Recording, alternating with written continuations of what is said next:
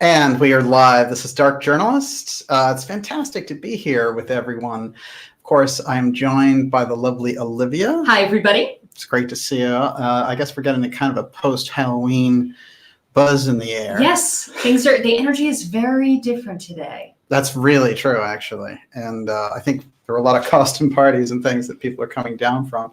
We are coming down from the show that we did last night with Gigi Young on exorcism, CERN, and Ahriman, which really was terrific response on that from everyone. So thank you very much, for all your kind comments. And I do feel like there's more to come in relation to this kind of spiritual cosmology aspect of everything associated with the X series. This is X series 72, and I have to tell you, it's a very timely episode.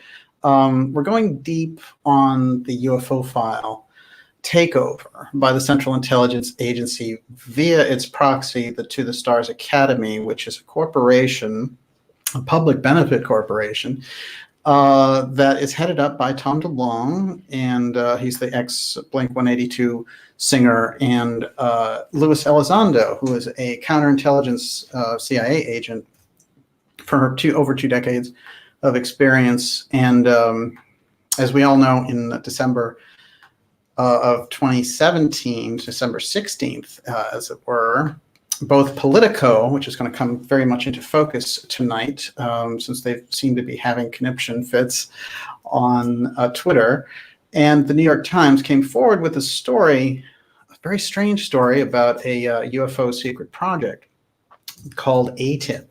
Now, over the course of almost 2 years here, almost every element of that story has come apart. And tonight we're going to go into the reasons why it was splayed out there for our consumption by major media outlets, and why the real standard bearers of it, that is the New York Times and Politico, are particularly in the spotlight for their motivations and the shoddy work that they did in putting this story out. I also want to point out that, when you do this work, I'm just going to be honest, that if you want to do something straight up, journalistically, you're going to encounter resistance. And there are going to be people who will be willing to say things about you, and you're going to encounter people who will try to say things behind the scenes or be nice to you behind the scenes in order to get you to say things differently. I've seen all of these aspects when covering the Ttsa story, and their latest broadside is going to interest everyone, including the fact that behind the scenes, they're saying that there are channels, let's say, that are saying when I do these reports that it won't be very good for me to do them. Now, to put this in perspective, this is a corporation that is hooked up with a TV company, History Channel, and putting together this show called Unidentified, which I think is one of the worst UFO shows in history. The pits. It's just terrible. Mm-hmm. And that's not even being mean, because, we've seen them put out good shows on the History Channel, not much, but we know that a good UFO show can be made. And in the case of Unidentified, this was just, Luis Elizondo selfie time, walking around pretending he's disgruntled and needs the truth. And, we know the story behind Elizondo. We'll get further into that tonight. But this combination of Elizondo and DeLonge putting together this operation is one thing. If you're doing a corporation and you're trying to come out with an entertainment vogue of some sort, that's one aspect. But the presence of senior CIA personnel on the board, on the operation, the day-to-day operations of this company, is very disturbing. And they've caused all kinds of, we've really seen real splits in the UFO community over this company. It's very simple. And the people that they're trying to marginalize, namely myself and people like John Greenwald at the Black Vault, who's done outstanding work, and people know him for over 2 decades of great work, and even mainstream media news sources use him. They've been trying to run this whole thing with him too, like, oh, he doesn't get it, he's not on board, all the rest of it, playing like it's some kind of weird kids game. Look, journalism's journalism. And the facts in this case is that the CIA runs this company. How do I know that? Well, the operational personnel of the company have over 100 years of CIA experience. Let's start there.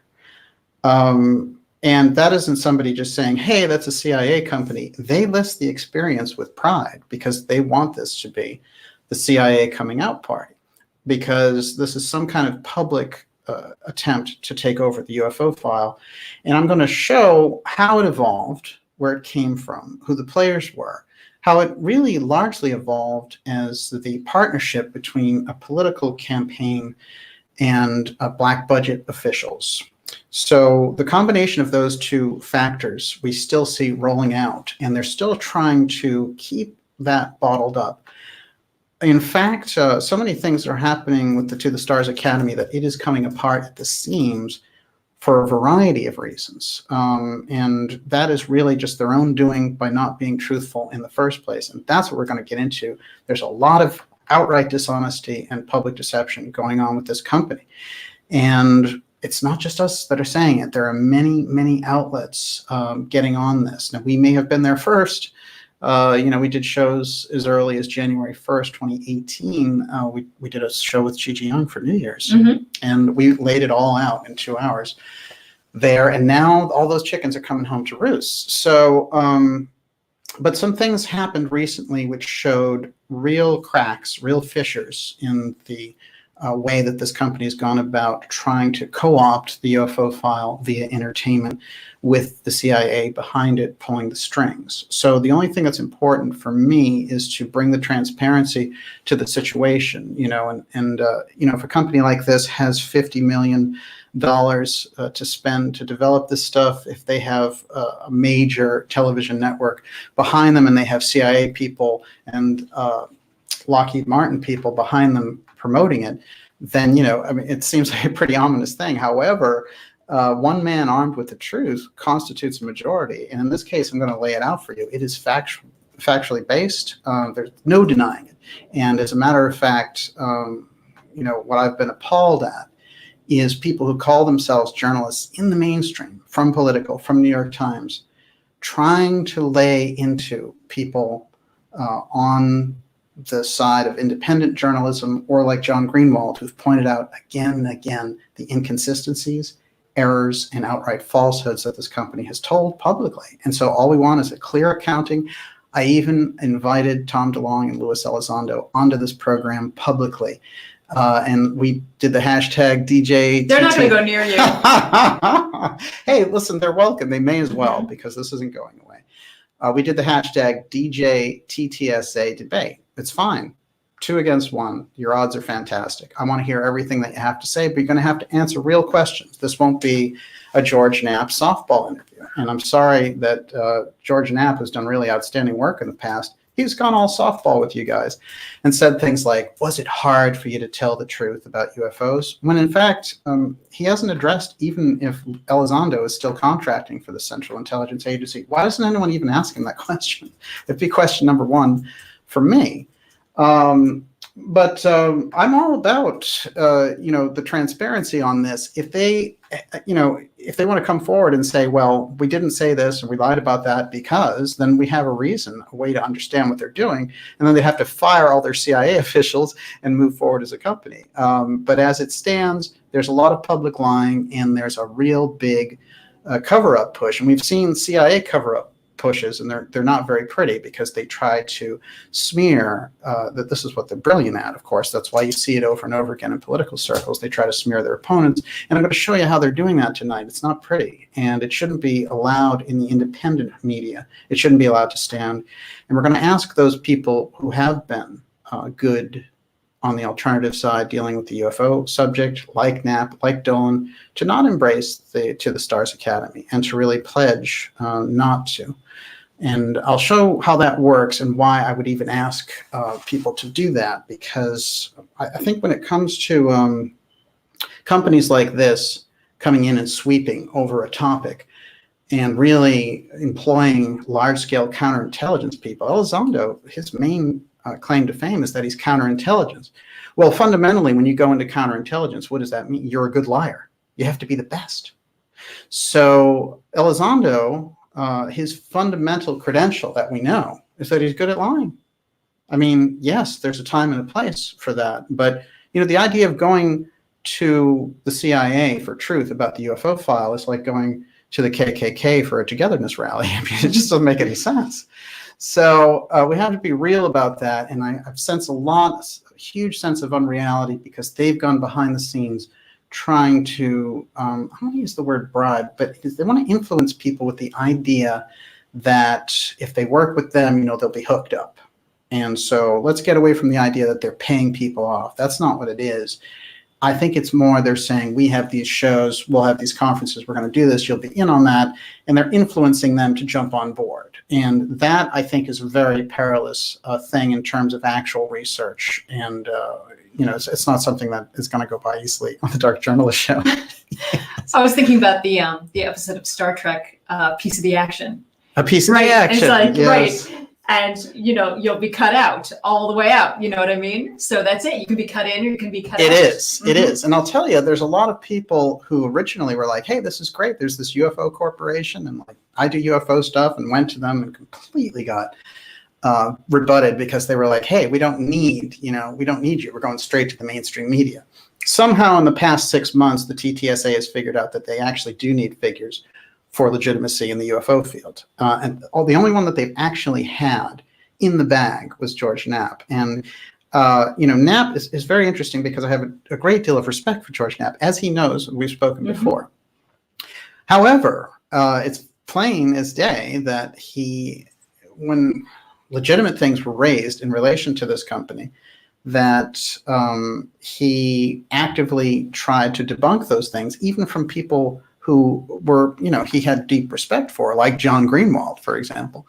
And, I won't speak to the status of their friendship, but obviously these things get in the way when someone like Greenwald is a researcher. He has the facts at hand. He has a large-scale vault of information. He's been following AATIP and the Ttsa since the word go. You're not going to rebut this guy. He's got the facts. And, so to try to dance around it and say, well, maybe he did say ASWAP, but that was the actual name of the program. And, for Elizondo to say like, maybe I shouldn't have let that out because I'm super secret agent. No. I mean, it's either on the record and real or you're faking it, and that's what we're going to get to tonight. One of the things that really kind of kicked this off tonight, which I think is important, is that Delonge put out this tweet, and I responded to it. I'll show it here, see if you can take a look at that, and I'm going to read it to you. This is a public tweet, so I'm not betraying any confidences or anything.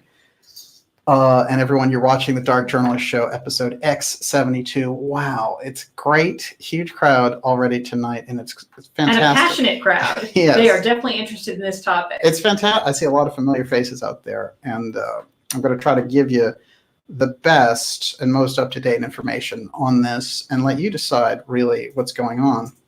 Okay, Tom DeLonge, who is the CEO of the To the Stars Academy, after all, founder along with Luis Elizondo, he says, it's good to point out that the To the Stars Academy at Ttsa Academy is not, all in caps, NOT, not a UFO research group, in quotes, UFO research group, unquote.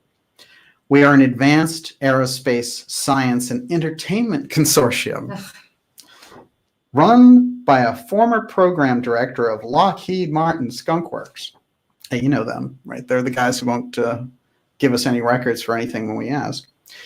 Multiple high-ranking defense and intelligence officials, i.e. the Central Intelligence Agency, I'm adding that part, and Department of Defense physicists.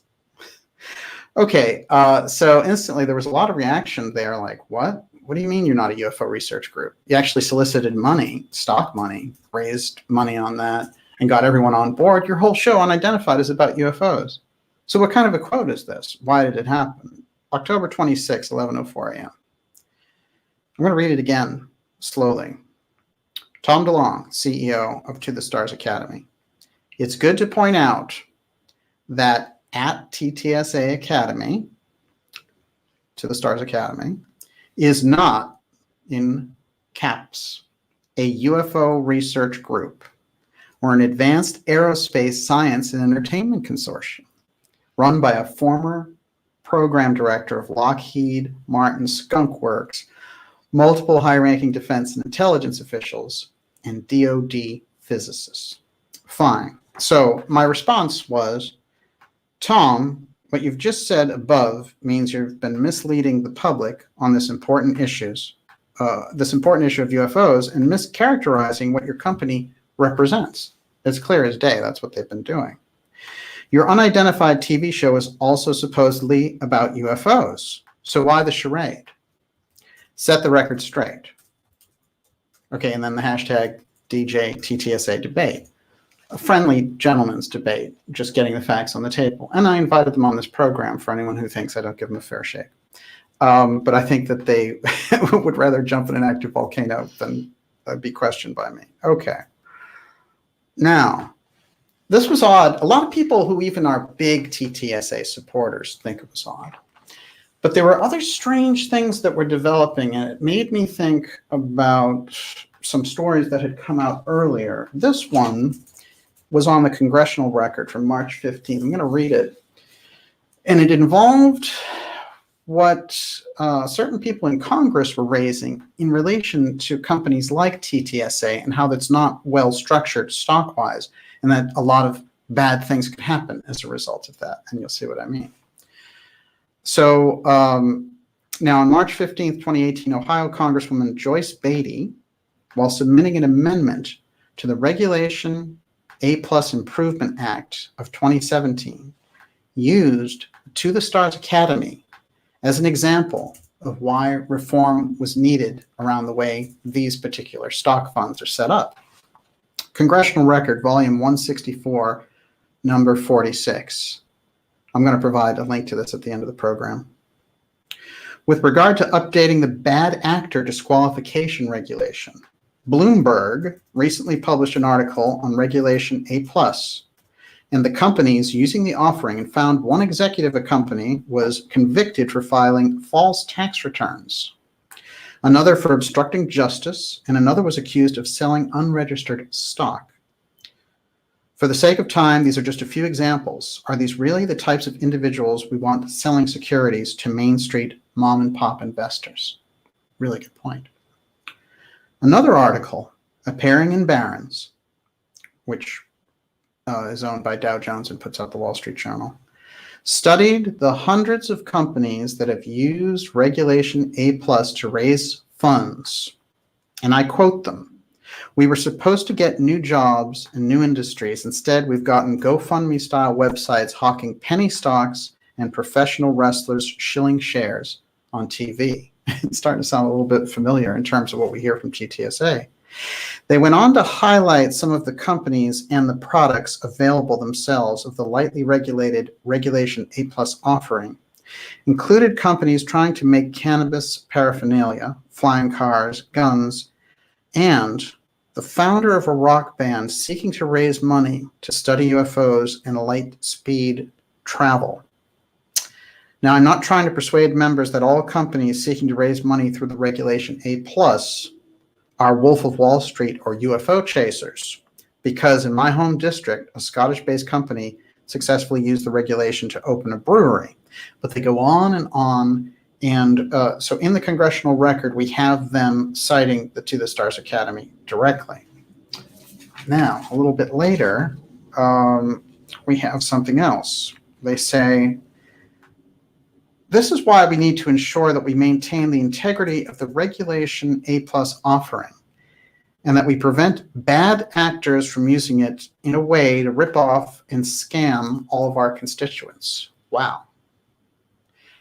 So there's incredibly loose loopholes associated with this A+ offering, which the Ttsa has.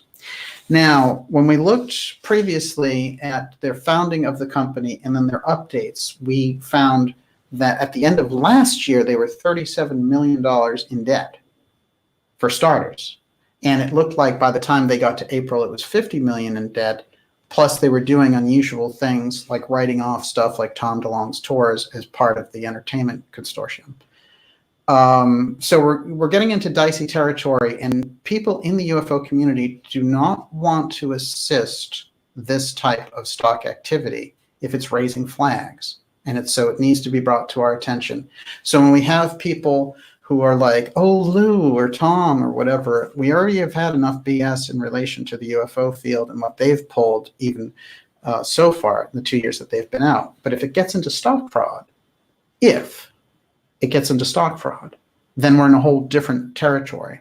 And let's see if some of these echoes aren't why we are starting to see unusual activity around Ttsa, i.e. rats jumping the sinking ship. Everyone, you're watching the Dark Journalist Show, and I've been following the Ttsa since the word go back in November of 2017. There were a lot of interesting things that happened right there in 2017 in that period, including the Trump semi-release of some of the CIA documents, and the appearance of Coup happened in that window, and the Ttsa came out and made this strange offering. Now I want to talk about what they did. This is right off the bat, and this is not photoshopped, whatever. It's easy to be sourced, and everyone who's following the case knows it.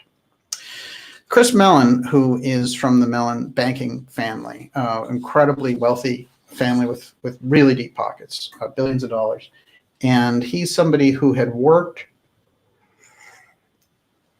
in defense intelligence for W. Bush and for Bill Clinton, deep in the system.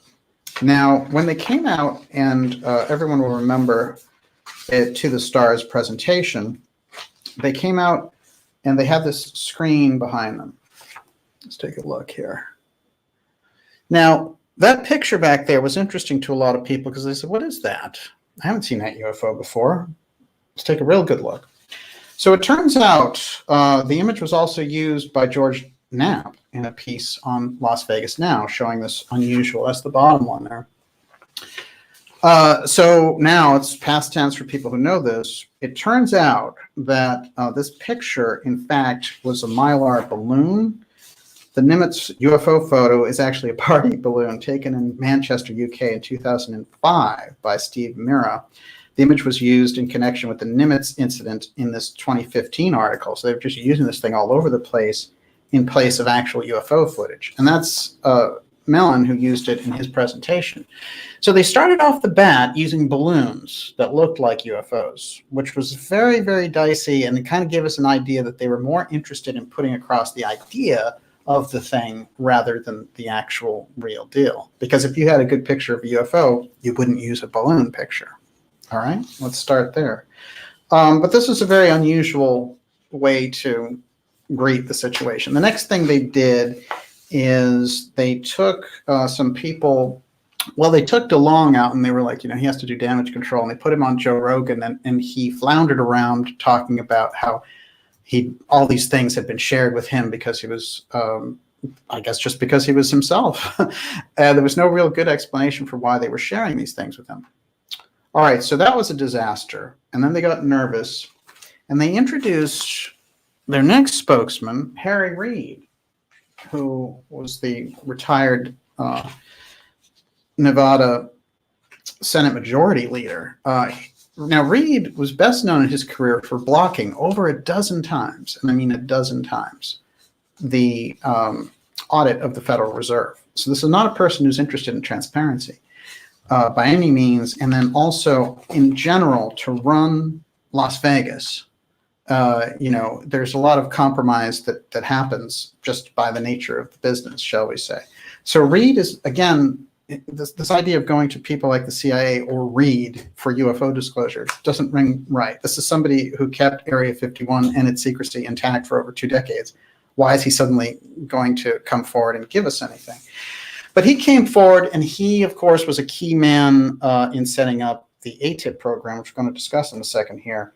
Now, Reid would become someone who would kind of talk many ways about this story, but he became the only person who was really available to vouch for Elizondo and saying that, hey, he did work in this AATIP program, and AATIP was about UFOs.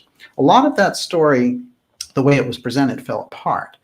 Now, there was a program this also was a controversial aspect where Harry Reid in 2009 with Senator Daniel Inouye and Senator Ted Stevens from Alaska, both of whom are dead now, put together a program to investigate something, AATIP.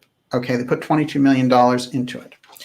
And the money was funneled to a company of a friend of Reid's, Bob Bigelow, as you know, Bigelow Aerospace. And we've gone through some of that deal. It doesn't look like there were any other offers put out there for other people to do it. This was definitely an inside job working on the part of Reid, giving his friend, Bigelow, a good shot at this. And there might be 10 different ways you could spin that, but fundamentally, we've seen it in Washington a billion times. So they put out a request offering, and then they really just make sure it gets to this one guy. And in this case, he got it. Of course, Bigelow had so much money, he didn't even need it. But we'll see Bigelow and Reid come into this over and over again. Again, Senate Majority Leader Reid. That's a very powerful position, and he's a Democrat. Keep that in mind also, because this entire Ttsa thing is tied in to a campaign, a presidential campaign, which would be Hillary Clinton's campaign, and we're going to show that as well. One of the things I do want to point out is that of late, now, we've seen these unusual perturbations going on. One of them is this very unusual move by Delonge saying we're not a UFO company. That's one. Two, that the Ttsa signed up with some Army company about studying materials, and then, of course, the Army is under this kind of umbrella of secrecy with it. So nothing can come forward out of that publicly. So it seems kind of almost like, oh, you created this public disclosure UFO corporation just to hook up with a military unit that will hide anything that you actually find. So it's very inconsistent activity. But this is all happening now in this past month. So it's lending to this atmosphere. Something strange is going on with Ttsa, and since they won't talk about it, we definitely are going to. Everyone, you're watching the Dark Journalist Show. This is episode X72, and we're going deep into the CIA coup of the UFO file. This is a takeover, make no mistake, and the CIA is known to do these things, just not so blatantly. They usually do them more behind the scenes, but we're going to look at some of the tactics and the people that they've been using openly. And again, I'm not accusing anyone of being a CIA agent. They're all saying that they are. That's what most of their board is made of. So let's keep that in mind. I want to remind you also to go to the darkjournalist.com website and sign up for our newsletter. That's the only way we can actually guarantee that we'll stay in touch. With social media, it's here today, gone tomorrow. And we've seen so many people marginalized or thrown off social media, whatever it happens to be. This has been really the throwdown year in relation to that. So make sure you sign up for the newsletter. That's a free newsletter. What it's going to tell you is what shows we'll have coming up for you on Fridays at 8 p.m. You can find us here, but also what events or surprise shows we have. And that's the best way to keep in touch. The other thing you want to do when you get there is subscribe to the show. We've kept it very, very inexpensive. I'm going to try to keep that up as long as I can, at least through the end of the year. But now's the time to do that, because we have incredible interviews coming up for you and some access to special events. So make sure that you become a Dark Journalist subscriber.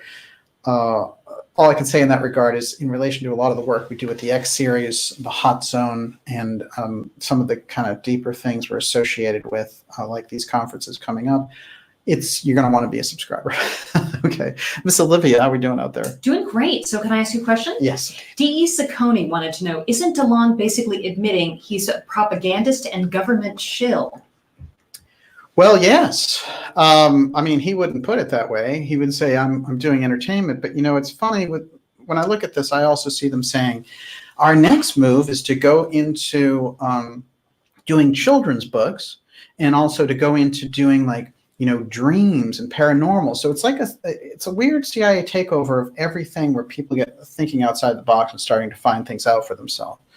And the fact that they selected Delonge, I've always said this in relation to this case, whether or not he knew it, but there is something in CIA programs which is called the Bobo. And the Bobo is how they kind of get a sense, and they can data mine the public's reaction to something. It's like putting your finger out to the wind and seeing which way the wind is blowing. And the Bobo character himself, he has to be somebody who believes the part all the way through, but who you can kind of discard at the end. And that's what I believe that they've done here, which is they've introduced him to a lot of things that he thinks he's onto. But nonetheless, at this point, I think even for him that, a lot of the public deception around the company doesn't reflect well. And most of the deception I've seen publicly is coming from Luis Elizondo, who is a counterintelligence agent. And I think with Mr. Elizondo, we're looking at somebody who's very skilled at dancing between the lines. We've had some experts, and Walter Bosley actually did some very interesting analysis on this tap dancing thing, where Elizondo would come on shows and say, well, that's secret, not secret. That's classified. Well, it wasn't classified, and this is it. I can dance on any line because nobody can pin me down. And these are a lot of softball interviews. The mainstream media interviews have been incredibly softball, which tells me that the Council on Foreign Relations is totally 100% behind these guys, because that's where a lot of the talking points come from. Now, some cracks started to appear this year, however, in relation to good work being done by people like John Greenwald at the Black Vault. We've done a series, I think almost about 10 reports on the TTSA. Is it really that many? Yeah, if you think about it from the beginning. Or this would be somewhere in there. It's like 9th or 10th show we've had to do on it. And it would be nice to do a show and present it and be like, hey, everyone figured it out. But it doesn't work that way. It sort of keeps going. The Cultapalooza continues. But let's take a look at some of these headlines where other people were catching on. This is kind of the classic one, which is, did TTSA's main UFO guy ever actually work for the AATIP program? And AATIP is that Advanced Threat Identification Program that he said that he headed up, and over again in all their literature, TTSA has said he led the program. And this is part of the problem with it. What the nature of the program was, what it was there to study, and who headed it up.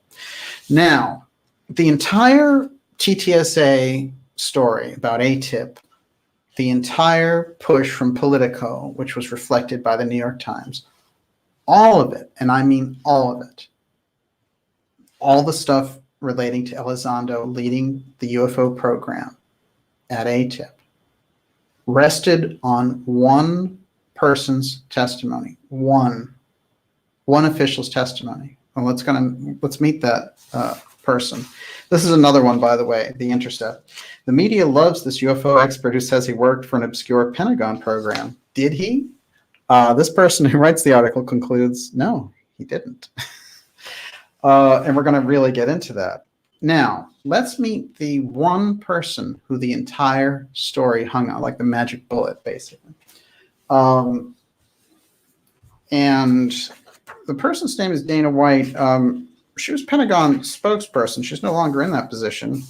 And there's a reason for that. She was fired. The reason she was fired is because she was under a probe, and the probe concluded that she had acted improperly and unethically in relation to running her position there. So here's the big article there on Dana White and why the Pentagon axed her. It's a very interesting story looking at her antics. One of the things I found very disturbing in there was part of what she was investigated for was receiving gifts from her own personnel, that is, the people who were working for her. So that's what they were investigating. Is this woman receiving gifts from her aides as a way to kind of have fun and influence people? So there's a complete report. Actually, I have the complete report, and that might be one of those that I still have out there, Miss Olivia. But that is a fascinating one because I'm going to get deep into those details.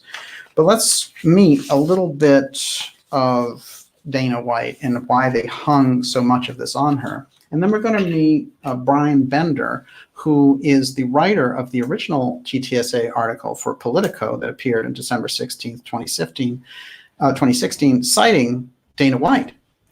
Now, here's what's fascinating about that.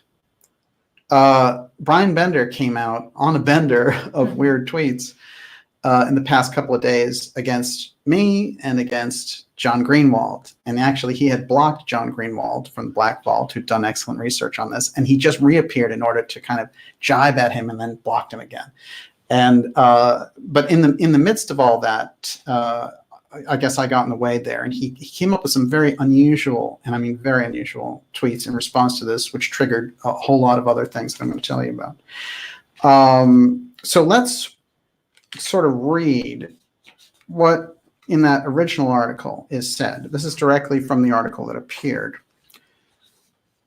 And I quote, Pentagon spokeswoman Dana White confirmed to Politico that the program existed and was run by Elizondo. That little line is how the entire story of Elizondo running the UFO file comes about. Because whenever we've had people like, Harry Reid, for example, recently came out to talk to George Knapp. And this is very interesting because Knapp didn't ask him the question, did Luis Elizondo run the AATIP program? What Knapp asked him was he involved with that stuff? It's not a very journalistic question when you think about it. And I'm going to read from it so you don't think that's just me. And I'll be fair about it. I also think it's weird that they're kind of pulling Reid out, who's actually going through some health issues right now and really seems like he'd be the last person. But they need something. They need that. And they cite, they're really going on the attack against people who are investigating this. And that's not a good sign either. It shows that they're trying to hide something, basically. It sounds like a cover-up. And as somebody who has been critical of Ttsa, I can tell you that they're starting to publicly criticize the work that I'm doing. Now, there's a reason for that, too, and I'm going to get into that. I am going to need that other one. Dana White. Let's start with the recent Harry Reid. This is pretty good. Yes. Okay, so now what happened was Knapp interviewed him for the I-Team. Former Senator Reid encouraged by newfound interest in UFOs. This is kind of the update. Originally, of course, Reid got all these softball questions from Knapp, as did Elizondo and Delonge, and they were just kind of driving around and, talking, and everything was just kind of easy peasy. But there's some very interesting things in this article, and I highly recommend reading it. It's on the KLAS TV website. So I'm going to read a few crucial parts of it and then excerpts from the interview.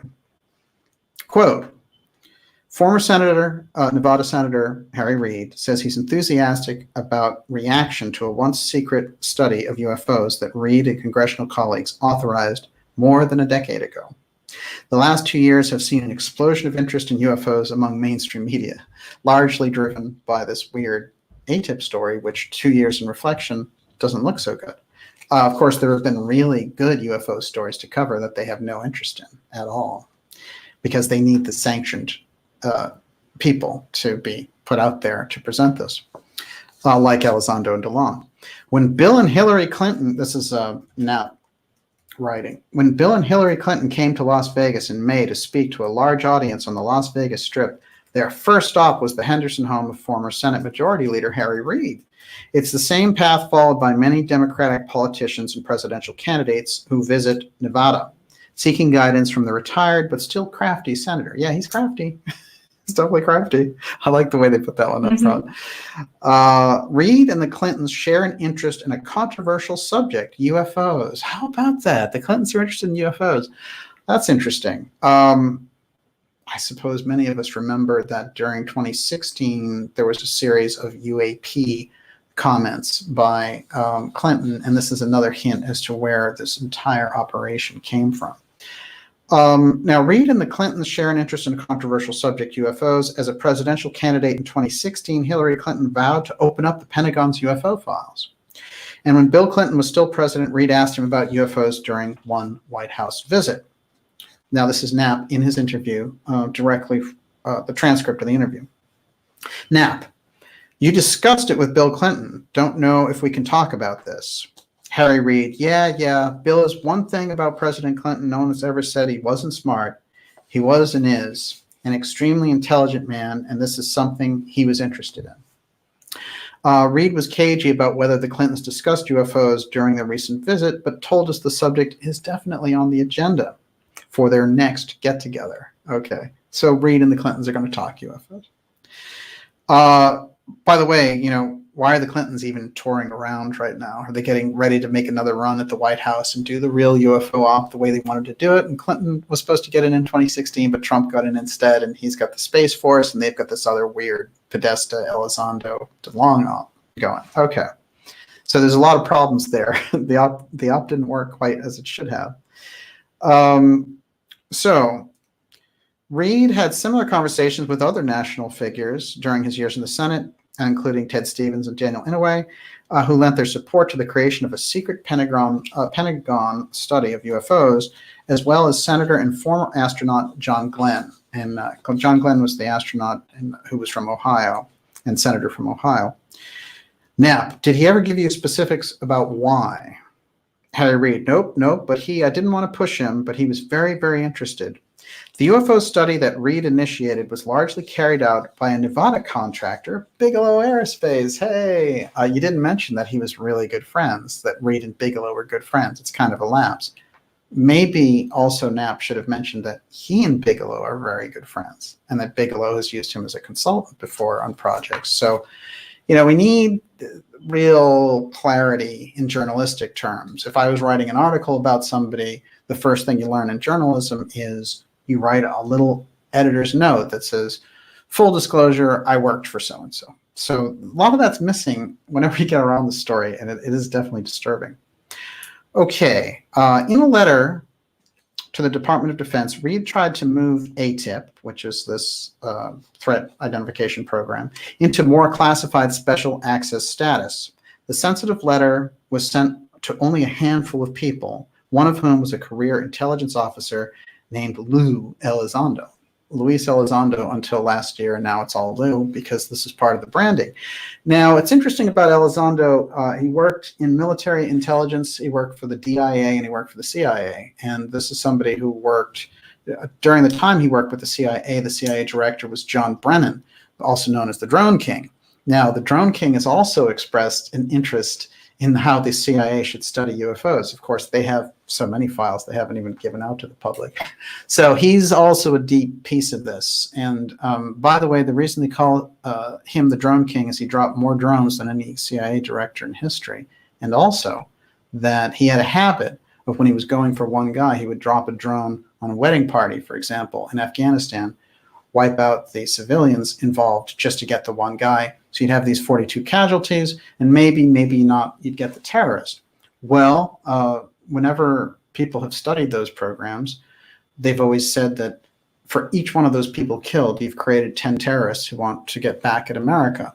So we'll see so much for Brennan's humanity. It doesn't seem to exist, and he, of course, becomes one of the key players in trying to remove Trump from the White House through the phony Russian scandal.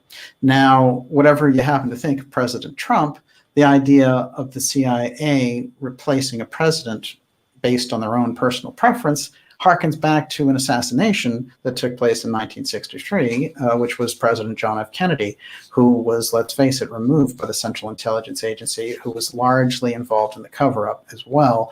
Those are the records that still won't be released, and the CIA is still keeping them, although there's a mandate from 1992, which said that all those records had to come out in 2017. That's the reason that we did an HBO special on it and, when it came up, and they didn't release the records. So I guess that is one of those cards that Trump always has in his hands to play.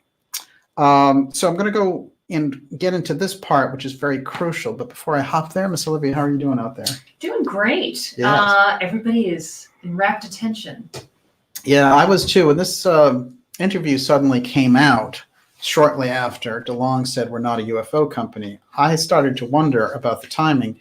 And then when Bender showed up on Twitter, half just tweeting like a madman and unblocking John Greenwald from the Black Vault just to insult him and then run back into block status. It's very strange.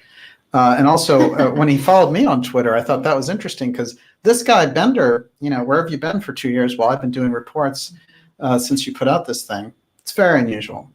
And what came out of it is even more unusual.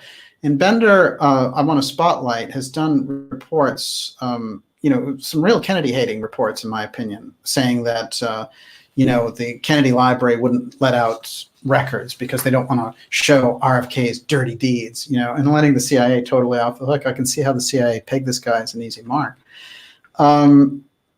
But that kind of wave, I think, of what's happening here is giving us a sense of this and how certain elements are falling apart. And when it falls, it's going to pull down a lot of people who are associated with it.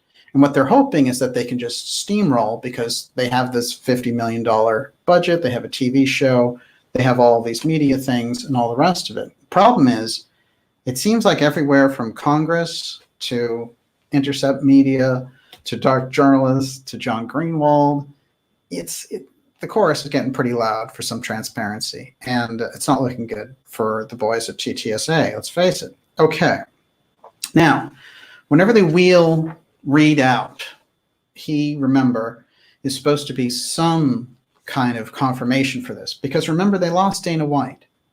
Okay, so she's out of the picture. She was the one who vouched for the fact that Elizondo ran AATIP and was this UFO expert. That's how they pegged him.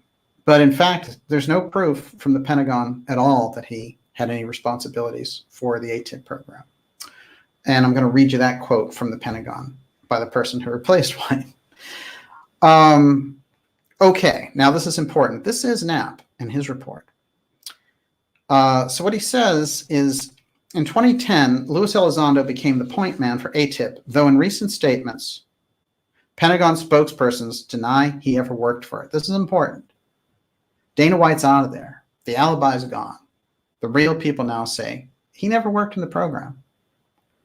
Remember, the entire story of Elizondo running a UFO program rests on Dana White, the military Pentagon spokesperson who was fired for, basically, she was thrown out for disobeying the rules.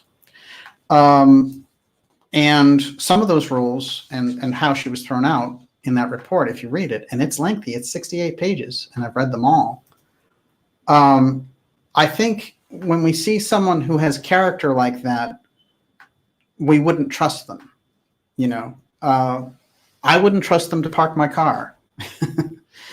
So let's think of it that way. Okay. Now, Pentagon spokespersons deny he ever worked for it. UFO critics, I guess that's me, have pounced on those claims. Reid said he is appalled but not surprised. Senator Harry Reid, who blocked audits of the Federal Reserve over a dozen times. He says in response to this, quote, "We have a fringe group of people out there who want to control this, the so-called conspiratorial folks."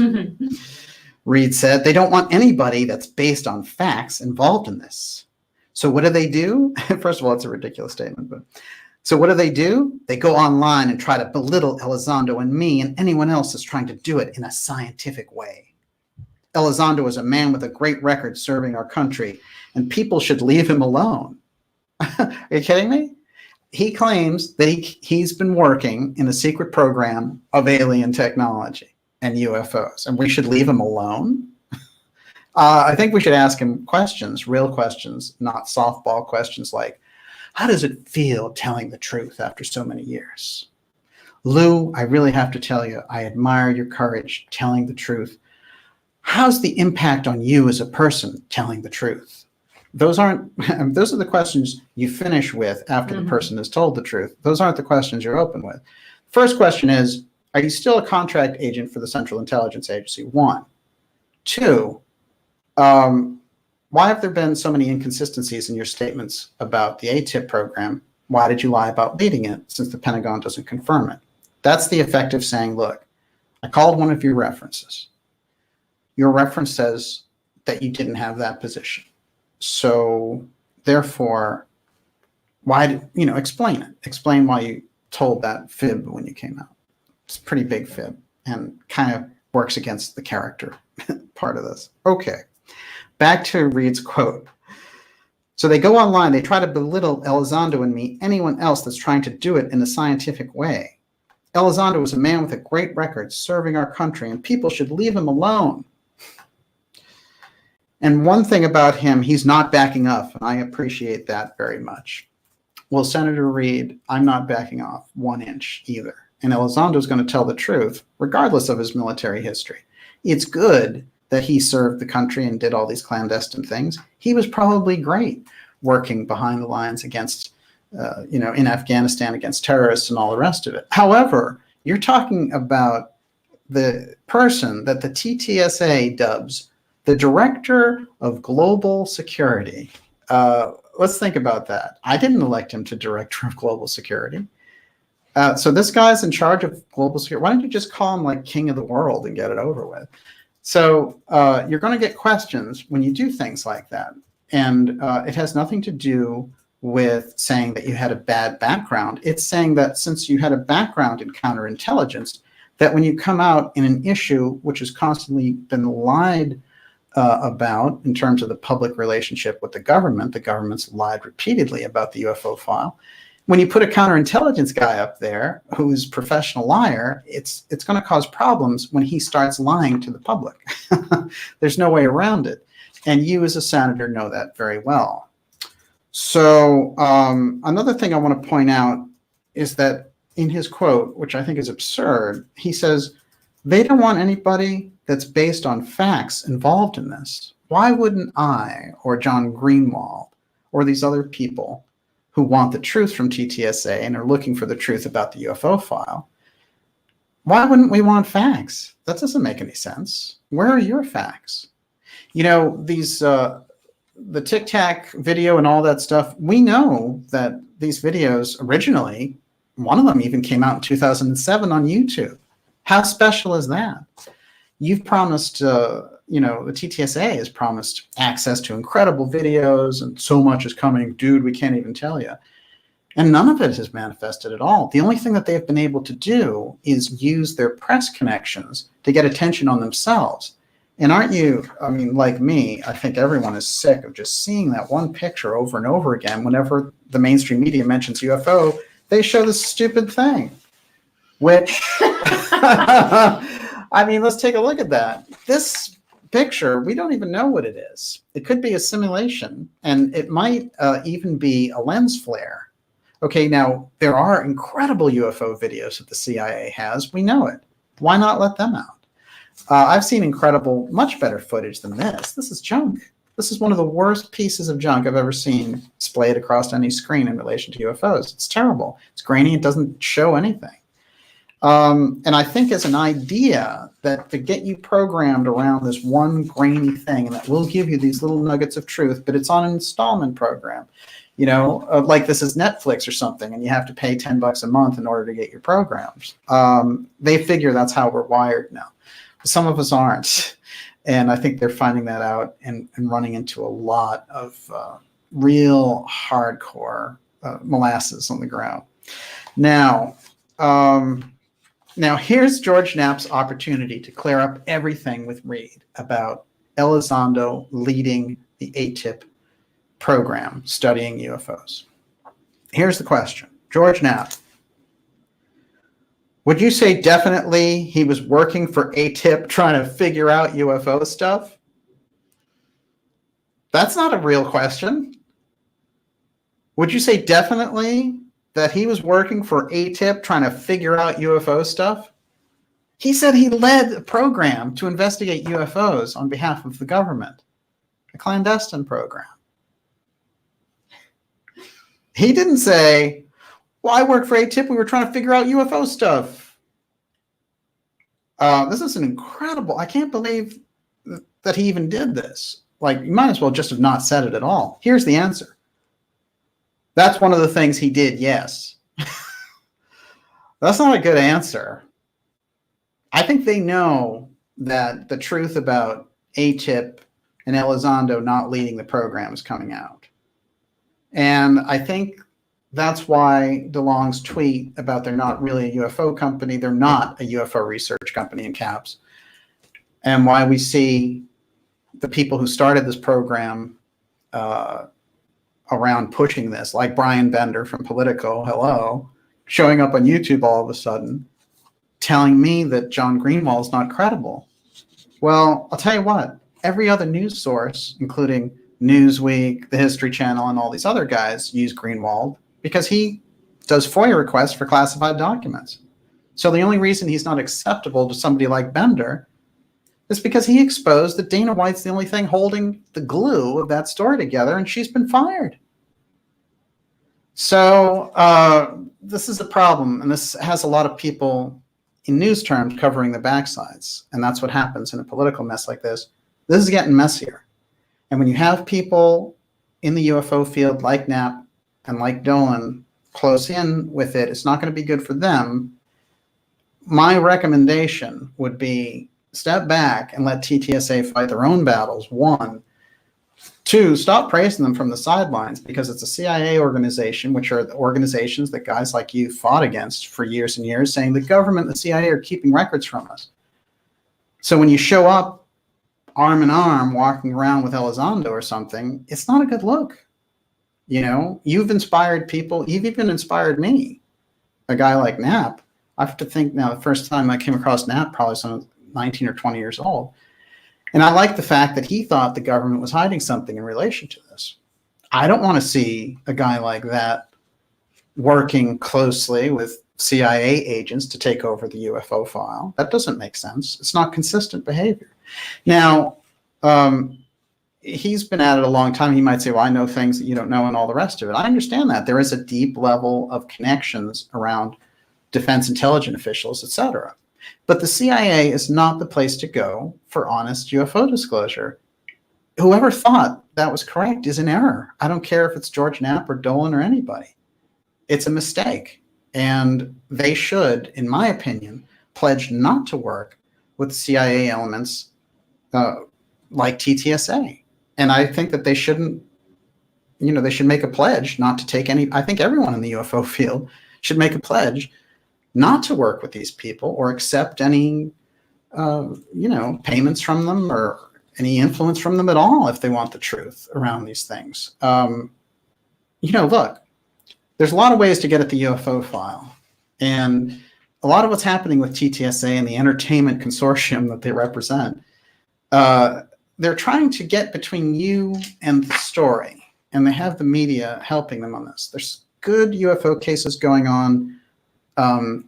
There's 70 years of a track record history there. You don't need this organization and its CIA shenanigans and its public lying.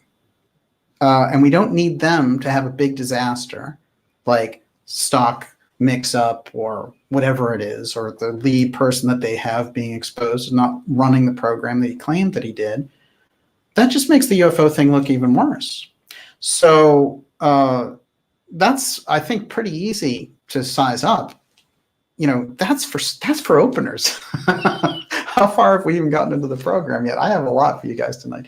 Everyone, you're watching the Dark Journalist X Series 72, and this is the TTSA CIA takeover of the UFO file. It's not going very well, and they're not going to get very far with it, but I think it is something that we all need to pay attention to and bring a lot of transparency to. Yes. Ms. Okay, Lydia. so a lot of people in the ideas room are talking about Dolan, and I think it's probably time to address it. So Bruce Wayne said Dolan gives TTSA props for bringing the subject to mainstream media. What's DJ's thought on that? Well, I can sum it up pretty easily. That Richard Dolan of 2010 would not work with the TTSA. So that's just, that's a pretty easy one. So you have to think how somebody's thinking would migrate over to this. Now, I'm surprised when I hear him say anything positive. He has his own agenda in doing that, and I'm sure he has his own channels of contacts and all the rest of it. I'm not trying to tell him or Knapp what to do. What I do think is fundamental, and it can't be backed away from, is that the CIA influence on AATIP. I want to show this. And you can get this right on the TTSA website too. It's not something that's invented. This is Jim Semivan. Okay, Jim Semivan is, he's one of the co-founders of TTSA. He's the vice president of operations. Okay, 3 decades, CIA official, senior CIA official. that's Semivan, right? Let's read a little bit of his history. VP of Operations to the Stars Academy. Semivan was a CIA senior intelligence service member where he worked as a consultant on classified projects, retired from the CIA's Directorate of Operations after 25 years as an operations officer in the United States and international locations. And he says, I joined the Central Intelligence Agency in 1983 and had a wonderful 25-year career there, working briefly for the Directorate of Science and Technology, and then later transferring to the Directorate of Operations of the Clandestine Service. That's an incredibly high position inside the Central Intelligence Agency. So the VP of Operations and co-founder is a major CIA official. Then we have Luis Elizondo, also co-founder, counterintelligence agency, worked for decades for the CIA, the DIA, John Brennan, and so on. Then we have a list of other people. Like I said, combined, they have over 100 years of CIA experience. This is a CIA company. And when you want a little relief from all the CIA people, you get Lockheed Martin people. Lockheed Martin is one of the most secretive military contracting groups. And a lot of people call them the United States of Lockheed because they have so much power and control. I mean, one of the stories that Catherine Austin Fitts tells us that when she was trying to get records, when she worked at HUD, the company that was blocking her the most was Lockheed. And she found out that they were the ones who controlled all of the paperwork. And so the flow of that paperwork. So it wasn't open systems. Hey, can I look at this? You know, so when we get to programs like FASB 56, which she's pointed out, which takes pretty much all that whole wing of military government dark and doesn't let us go through those Pentagon programs. She thinks that that's a fascist takeover of the United States government. You know, so that's Lockheed Martin, who's in the middle of that. So, you know, I think we have to look at this properly and say that military contractors, as Eisenhower warned in his farewell speech before he handed the baton off to Kennedy, who warned about the CIA and tried to break them up into 1,000 pieces and scatter them to the wind. Why? Because they were pretending, taking on authority that they don't have. Because, frankly, the Central Intelligence Agency is an extra-constitutional agency. It's not envisioned in the Constitution. Harry Truman sets it up after World War II, saying the president needs to get information. Now, I've studied a lot of history, and I've, you know, with people like Professor Peter Dale Scott, who I've had on the program, and how the CIA got in there through the National Security Act, and how a group that was called the Office of Policy Coordination became this strange branch that went out and did things like overturned elections. And these were kind of like the dirty players that when you really needed something to be done, you went in there and you did it against the communists or whatever. But the OPC and Frank Wisner, who ran it, knew no boundaries in terms of ethical behavior to get the job done. And Truman, looking at this, turned to people like Allen Dulles and said, get that, whatever that wing is, get it under control and bring it under the umbrella of CIA. And from the deep scholarly work of people like Professor Scott, who coined the term the deep state, by the way, and I highly recommend his book, American Deep State. And this is somebody who's been, you know, someone who's tracked the history of drug smuggling into this country, and who has also tracked things like assassinations, political assassinations, etc. Professor Scott, you know, basically has surmised that it was this OPC that overtook the other aspect, the kind of intelligence gathering aspect. And so the covert operations wing, by the time we get to the Kennedy presidency, they have so much power and they're doing things on their own that he's trying to reel them in and saying, no, you can't do that. Like the president calls the shots. Remember, the American people hire me and then I tell you what to do. And this battle goes on, and behind the scenes, a big piece of it becomes the UFO file when President Kennedy brings forward, as we have documented in several memos, brings forward the idea that we need to share some of the high-risk cases of UFOs with the Russian counterparts. Because if they see one of these things over a nuclear facility, they might think we're trying to bomb them. This was Kennedy's thinking. I also believe he's trying to move the culture forward by getting everyone on the same page and hoping that they'll share some of their stuff with us. There's no question, and I've brought forward people on this program like Watergate lawyer Douglas Caddy, who said, and who was the best friend of E. Howard Hunt. And Hunt had told him the reason Kennedy was assassinated was the UFO file. So this is a major piece. It's an explosive piece. And remember, the UFO file is not just the alien factor. It also includes a lot of the sex technology that we talk about on this program. So it gets us into territory. Like, we have to understand that bigger picture of what the Central Intelligence Agency is about.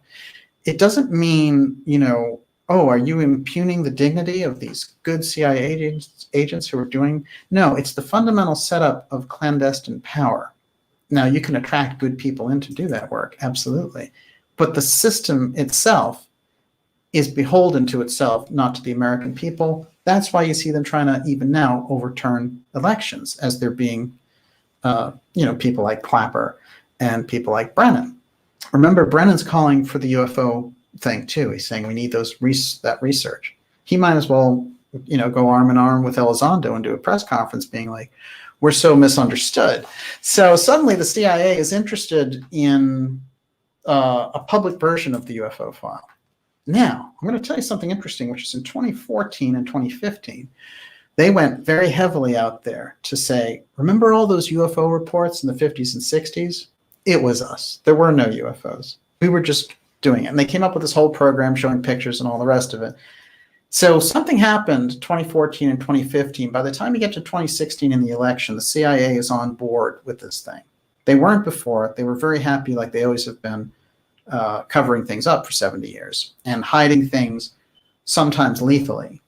So the subject matter itself, the UFO thing, it finds itself under layers and layers of secrecy.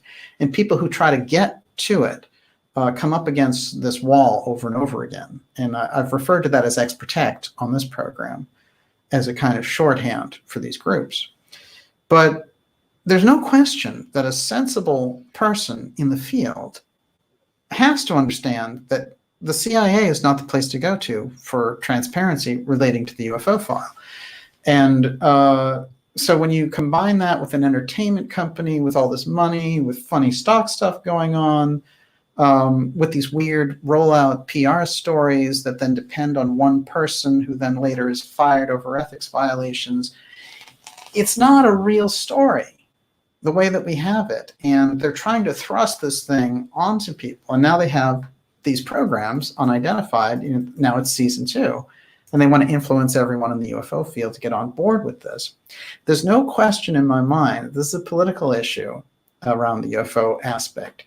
And it does, it's going to be important for people who know something about the subject to come forward on this. But the first thing, and I mean numero uno, is not allowing a PR campaign, a kind of marketing approach backed by the CIA and on board with elements of the mainstream media that are very dicey, giving us a fake story about a UFO threat. Because remember, that's where they want to go with it. They're not like, should we discover extraterrestrial intelligence on another planet? No, they're all about the UFO threat. Over and over again, the Ttsa is, oh, there's a big threat out there. Yep, there's a threat, because they want to plug themselves into that Pentagon money chain. We're up to $1 trillion a year in that defense budget. They want a piece of it, and they figure this is the way to get it. I think that what's happening is the Ttsa thing and its rollout is this half-baked thing. Now let's kind of flash back to where it originally came from. Everyone, you're watching the Dark Journalist program. We're on episode X72. We're going deep on why we're seeing the things we're seeing in the mainstream media relating to UFOs, who the TTSA really are, who are these forces that are backing them, and why are they rolling out people like Reid and asking them softball questions to try to confirm that TTSA is legit. By the way, that's a shot there of Reid talking with Knapp recently for this report, and that new report just came out, actually. I think it was yesterday. So that's breaking news there, and I do highly recommend it.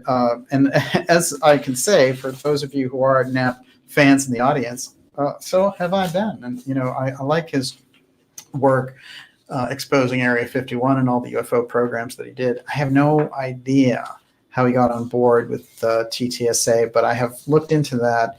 And I think that between Reid, Bigelow, and Delonge, it just seemed like too attractive a thing to get involved with and defend. And, you know, Reid coming out here in the middle of treatment for this ailment that he has, trying to defend Elizondo, this is also highly unusual. And then what is it that comes up right away in this episode? They talk all about the Clintons and how the Clintons believe in UFOs and how they're going to have meetings with the Clintons about all this. So you can see that political element is always going round and round on this. So let's keep that in mind as we go. I want to remind everyone, as I'm doing this, to go to darkjournalist.com and sign up now for our free newsletter. That's something which is going to keep, it's like a pipeline between us, and so we won't rely on any social media network to really keep us in touch, because if you're on that mailing list, you're there. We're going to send you just one email a week when we have a show on Fridays. Once in a while, if there's a special, you get a bonus. And make sure that you go to Dark Journalist and sign up for the newsletter for starters. Then while you're there, come on board and subscribe to the show. Get behind it. We've kept it incredibly affordable. I think the last, what is it, $5 a month? Mm-hmm. It's, you know, I mean, we figure that's about the best way to go because we want everybody on board. So make sure that you do that. Get behind the show, contribute to the work that we're doing. Tell people about the X series and try to get them away from the 2 minutes hate that we see over and over again. You remember in 1984, they had the 2 minutes hate where they would show Goldstein on the screen and everyone would be like, ha, ha, ha. We see this all the time in alternative and mainstream media. And the more we get away from that and the more we're looking into the real subjects and the legacies that really incredible people, even from mystery schools or esotericists or deep researchers, have left us an incredible legacy, and that's what we need in this period of time. And we have fantastic people right now. I mean, just some of the best. I'm always citing the work of my friend Catherine Austin Fitz. You know, Gigi Young, who joined us in the program last night, phenomenal. Gigi just joined us in the. Hey, that's great. It's great to see you, Gigi. Outstanding. The feedback was outstanding from last night's episode, and you did a great job. Dr. Joseph Farrell, the incredible work he's done. Just author Walter Bosley, former Air Force, and the work that he's doing, just fantastic. You know, we have the people, and we can move this forward. But just get the CIA out of it. So what if they have access to TV and $50 million budgets? You know, they'll be the first ones to hop. And I sensed a little bit of that panic when I was seeing some of these writers associated with the original release of that story. Let me tell you, I can just imagine them calling up their intelligence counterparts and being like, what's going on here? And not getting a call back. That's the way that the CIA rolls. They move on to something else. And that's the kind of power that they have. So throwing in with them on the takeover of the UFO file, terrible idea. I don't know who is advising some of the better people in this field to go along with that, but I'm going to expose more about just how bad of an idea that is. Can I ask you a question? Oh, yeah. So if Lou was not in charge of AATIP, why was he chosen to be in charge of this PSYOP? That's a real good question. Yeah. It's clear he was not in charge of AATIP, or they would have produced that paperwork.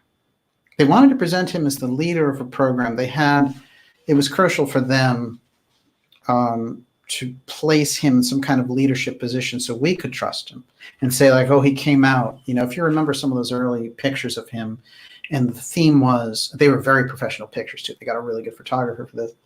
I know. It'd be nice to hire that photographer, actually. I know. Great job. Track him down. And it was like, you know, Elizondo was angry. He wants the truth about UFOs. And he was constantly saying at these things like, I'm risking so much. Don't you realize that I'm putting my whole career on the line? And then in the same breath, a couple of questions later, he would say, well, I can't violate my NDA with CIA, so I can't tell you that. And so, well, if you can't violate your NDA, then what are you risking? Anyone can come out and talk about UFOs. True. Right. Whistleblowers are in jail. Yes. We know what that looks like. Oh, yeah. Let's talk about a real whistleblower, Julian Assange. Publishing whistleblowers. Chelsea Manning in jail. Chelsea Manning, exactly. And this is the kind of risks that are involved. So Elizondo is he's a counterintelligence guy doing a counterintelligence job.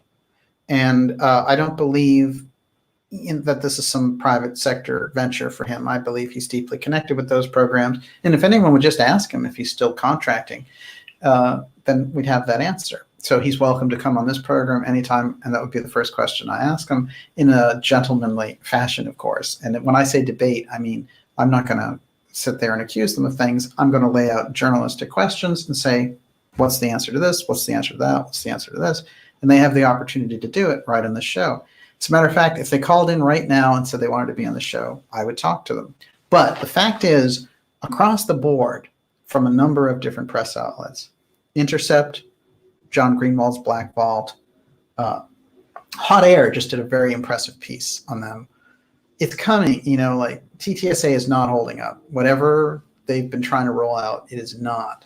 And what they're doing is they're shooting over this. They're not answering the questions. They're saying, we've got the money, we've got an entertainment division, we'll just keep on putting out these press releases. And when we get people to release those as articles, then, the tide will change. And they do have some people like that. I've pointed that out before. One of the guys that they have doing that is Alejandro Rojas. And now, this is an interesting thing. This is somebody who, again, goes after Greenwald because of the reporting that he did on AATIP and Ttsa, saying it did not add up. And if you go through the timeline, he very carefully shows where they weren't consistent. And, they're outright falsehoods that they've told. So Alejandro, now he runs Open Minds and he does conferences and stuff. And I've never really thought much about him or his work, frankly. It just came up in relation to this. And so I wouldn't know much to have an opinion on him or any of his work. However, I can say from talking to him on forums and things related to this, that he just does strange stonewalling things. And he'll say, he has very pat answers when I ask about Elizondo. He'll say, how dare you impugn somebody whose integrity is so, that's ridiculous. No, because as a journalist, you ask questions. I don't know what he's doing. But whenever they do shows now, Elizondo will come out and then he'll be like, my man, Alejandro, and Alejandro will be like, yeah, you're doing it. These are not good relationships. They're not the kind of things we want to encourage, which is you don't want to kiss up to somebody who is laying out a story. What you want to do is question them and get the facts from them. And if you think their story is legit, then you help get it out. But you don't play that game, the influence game, and don't high five me because you're a great whistleblower and I'll be your attack poodle if anyone challenges you. That's not journalism, and there's nothing legit about that. So, the reason we go into independent media is because there's enough of that in mainstream media. But I'll tell you, even with mainstream media, I don't think that they fall, they've promoted a lot of Ttsa bunk, but to actually reprint their press releases. And I asked Alejandro, why do you do that? And he said, because they're written by sophisticated men who have a background in physics. It's their company. I know very well when I get a press release, I don't put it out as an article. I go through it and get certain details and write my own article.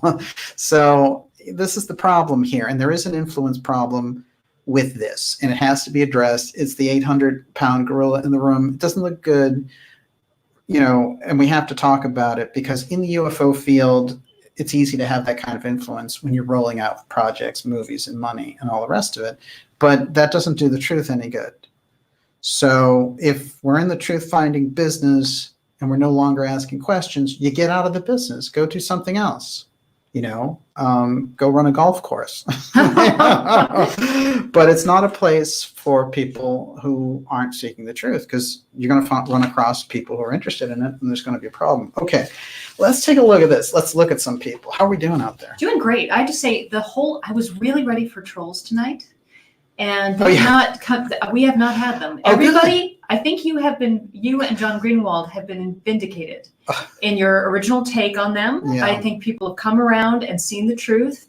They see through the Ttsa, and it's impressive, It's no question about it. Well, the important thing is, look, one of the conversations I had with Greenwald when it first happened was he was very excited that a corporation was coming out and going for disclosure. The idea suited him. He was ready for it. He's somebody who's been out there for 2 decades doing this. So I knew that he was really ready for it. I looked at them kind of skeptically right off the bat. But the idea is this. If there was a company that was legitimately interested in UFO disclosure, that was putting money into it and trying to develop personalities and develop reports and media and all that, it would be fantastic. Instead, we have this kind of freak upside down thing of the CIA closing in and being like, working their connections in the media and getting this whole thing wrapped around presidential campaign. And then also putting out PR stories that have factual errors and then not admitting to the errors, and then accusing the people who are bringing it up of, what was it that Harry Reid said? We were conspiracists who didn't like facts or something like that. This is the way that they do it. Instead of owning up to the fact and saying, this was an operation. We came in through the back door. We had the CIA. We had the money. We had the press. We thought we could do it.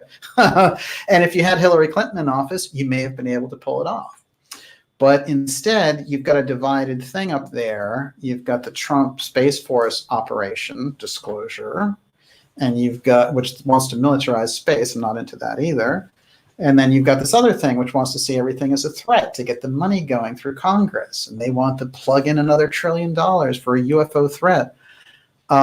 Here's my impression of Luis Elizondo in an interview. Dumb, dumb, dumb. Threat, threat, threat, threat. Threat, threat. Oh, yeah. Threat, threat, threat. Did I tell you about the UFO threat? It's actually a UAP threat. That's another spin. So threat is the term. This is the one. And I'll tell you this too. If they push the threat aspect, what they're really pushing you into is a war footing against something that nobody understands in the public, which means it's anybody's game. It's somebody's weird anonymous thing saying, there's a threat out there. We need to defend you against it. That doesn't advance our understanding of the UFO file, alien civilizations, whatever it happens to be. So this is very extremely dangerous. And that they could, there's been this idea that they would use a false alien invasion in order to declare martial law and things like that. Look, it's a far-flung scenario, but if they're in the military, if you look at things in programs like Operation Northwoods that they've put out in the past, looking at these things, that they've summed it up and they've said, this is what we could do.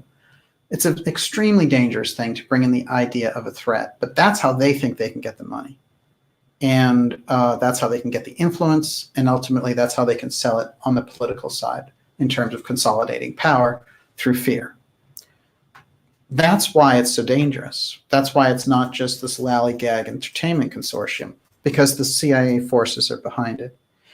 In my opinion, for Ttsa, anyone who's involved in real research in the UFO field should have nothing, zero to do to the Stars Academy, because it's a CIA-backed organization which has been proven to be deceptive to the public. So if you're somebody who has 2 decades and the public trusts you as being a transformative figure who's interested in honesty, you can't turn around lightly then and disappoint that audience by hooking up with the very people who have been covering up that truth over the past 3 decades, regardless of if it suits your career or if it suits your need for disclosure or whatever it happens to be. It's a bad move. And in my opinion, it's a violation of your oath of honesty when you get into doing journalism. So if you're not going to be honest, get out of the business. Simple.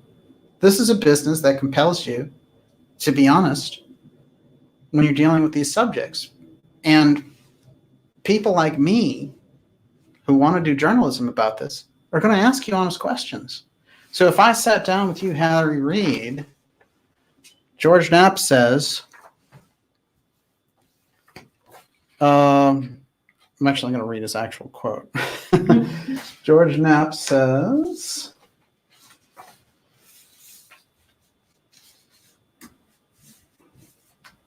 well, this is interesting. I mean, if you really think about it, he had the opportunity there. It was perfect. He was wide open, and he said, all you have to do is tell me, did Elizondo lead the AATIP program? And all Reid had to do was say, yes, he led it. And instead, what we got was he said, was he involved in UFO stuff? Kind of. And Reid said, yeah, I definitely think that was one of the things that he did. It's not good enough. You put what would have been a world-changing headline in the New York Times and Politico based on the idea that this guy led the program. And the people who proliferated that story, like Brian Bender from Politico, even though he's trying to run a mile from it now, he got his quote of Elizondo leading that program from Dana White, Pentagon spokesperson, who was then fired for unethical behavior. So your source goes out the window. What do? You do what I asked Bender to do, which is print a retraction saying, this is the source that I use, but the source has been impugned, so therefore I'm retracting the story. And when I asked him, are you going to retract the story since your source is no longer legit, he said, I'll retract the story if Ttsa requests that I do it. I'll honor their request. So who does he work for?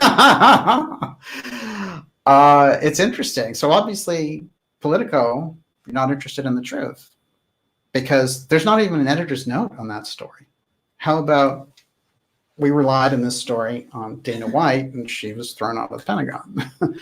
I mean, that's it. So this is a really kind of major problem. Also, I have a big kind of just a sense that guys like Bender don't understand the UFO file at all, and that they are really relying on their connections with military and central intelligence people and get their talking points from them, and that they've been talked into this and brought on board. And what did he get as a reward? Well, they had him on the program. They had him on Unidentified. He's like a regular feature on the TV show, and there you are as a journalist saying, these guys, like, this is really top notch. You couldn't ask for a better A-team than this, dude. I mean, what kind of a way is that for an objective journalist to talk about a subject like this? You're talking about aliens and UFOs that are a threat, according to Elizondo. Or something's a threat, right? So it's a UFO threat. But you're willing to sit there and be like, these guys are A-team. How about a real question? Like, Elizondo, did you run the AATIP program? Why is there no paperwork?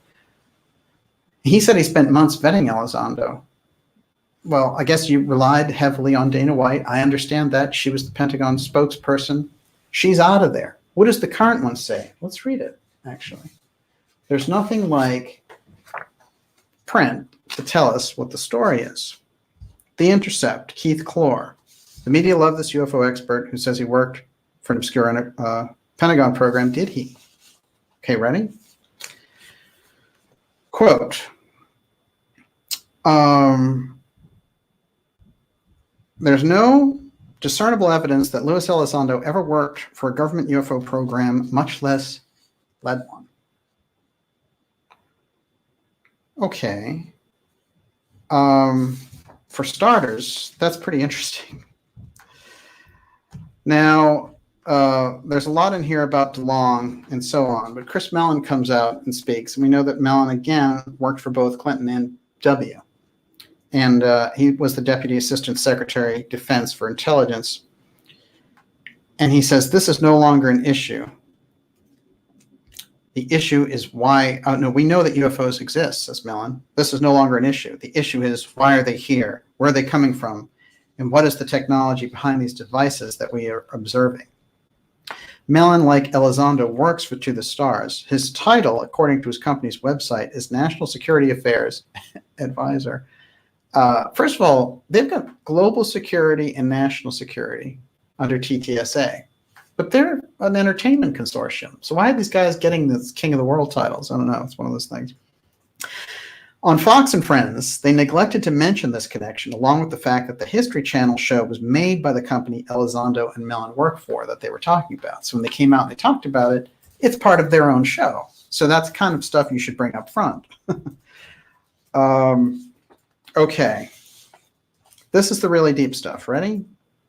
Pentagon spokeswoman Dana White. This is from Brian Bender's article for Politico that originally got the whole thing rolling. Pentagon spokeswoman Dana White confirmed to Politico that the program existed and was run by Elizondo. She was the one who said Elizondo ran it. Brian Bender wrote in December 2017. Earlier this year, Dana White, a Trump administration political appointee, resigned amid an internal probe into charges of misconduct. Therefore, what she said in relation to this doesn't hold up anymore. Pentagon spokesperson Christopher Sherwood told me that he can't confirm White's statement. Christopher Sherwood is the new Pentagon spokesperson. As it happens, Brian Bender, who is Political's defense editor, and remember, I've pointed out before that he did these articles criticizing the Kennedy Library because they were hiding these secrets about all these clandestine activities that RFK did. What about the CIA? Are you interested in that, Brian? Interesting. He appeared, as it happens, Bender, who's Political's defense editor, had a recurring role in the first episode of Unidentified. That's, this is a problem. It's conflict of interest. That's what it's called. If you have a conflict of interest, you can't report objectively anymore. Okay. Bender, who's Politico's defense editor, had a recurring role in the first episode of Unidentified. He appeared on camera numerous times as a kind of authoritative character witness for Elizondo, Mellon, and their UFO investigations. Quote, this is Bender now. There's going to be a big payoff here in a moment. If you were trying to come up with the A-team of former high-level government officials who would come forward on this issue, you can't really think of a better team, Bender says in the screener. Lou Elizondo, Chris Mellon, these guys still have security clearances, still have networks in Washington, still are in the business, if you will. Oh, really? I thought that Elizondo said that he lost everything after he came out against this program and he lost all of his government status and all the rest. Well, that's interesting. The last part sounds like a cryptic reference to contract work they might be doing for U.S. intelligence agency or some other government entity. Bingo. Including running the TTSA. That's my lean in. Back to the quote from The Intercept, Keith Clore. Elizondo confirmed to me earlier this year that he is, in fact, working as a government contractor. But it's not what you think it is, he said. Mellon did not respond at all to my request for comment. So Elizondo is on the government payroll, running TTSA, pretending that he's an outsider, pretending that he is the whistleblower of the century, pretending that he led AATIP. He's a military contractor for the Central Intelligence Agency. He's confirmed it to Keith Clore. Okay? So therefore, when you have people who come out and said, I don't think that, like Dolan said, I don't think TTSA is a government psyop, all the CIA people behind it, who are vice president of operations, over 100 years of CIA experience behind them. Do I need to remind you what the CIA does, what their job is? And then this guy confirms to The Intercept that he still works for the government. They're not outsiders. They work for the government. This is a government operation funded by this weird mix of Central Intelligence people and Tom DeLonge, who they grabbed as the Bobo for this. Does it make sense now? So the TTSA, over the course of 2 years, this is basically their 2-year anniversary, and before that they were releasing the books and stuff. The reason they're running from this UFO label is suddenly in the last week is very interesting. doesn't really play so well. So something is wrong in paradise. Something's gone awry. Let's get into some of those signs that something's gone awry. Everyone, you're watching the Dark Journalist episode X72. This is the CIA takeover of the UFO file via the Two with Stars Academy of Tom DeLonge and Luis Elizondo, and CIA professional Jim Semivan, along with a lot of other CIA guys.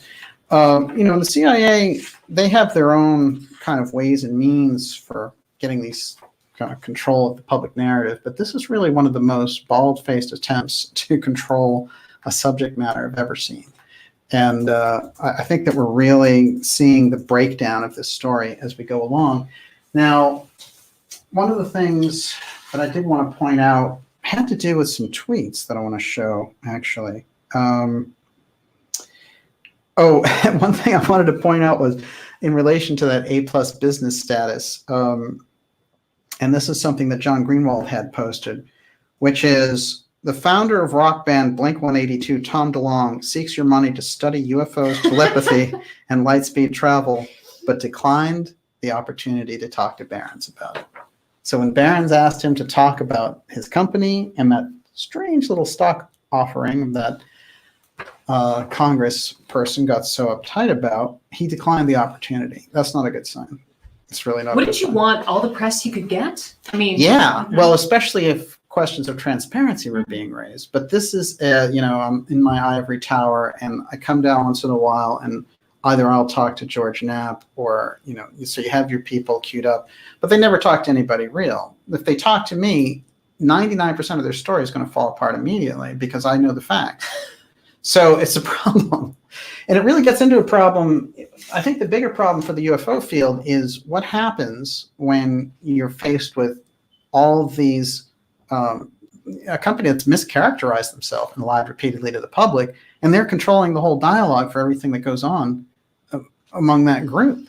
I mean, it's problematic. So I think that we're in that very interesting phase. Now, some of the earlier portions of the development of this phase, this picture is very important because here, standing next to Tom DeLonge, is John Podesta. Podesta was Hillary Clinton's campaign manager, of course, and he was also chief of staff for President Obama and had worked before that for the Clintons when Bill Clinton was president in the 90s. But he was absolutely hardcore, and when he was running the Hillary Clinton campaign, and he was close with DeLonge because they both had this interest in UFOs. But a lot of this can be called a Podesta disclosure, in my opinion, because they thought she was getting in and they were trying to figure out how to spin this. So this was the orientation, the early part of all this. And then there's a couple of pictures here that open this up too.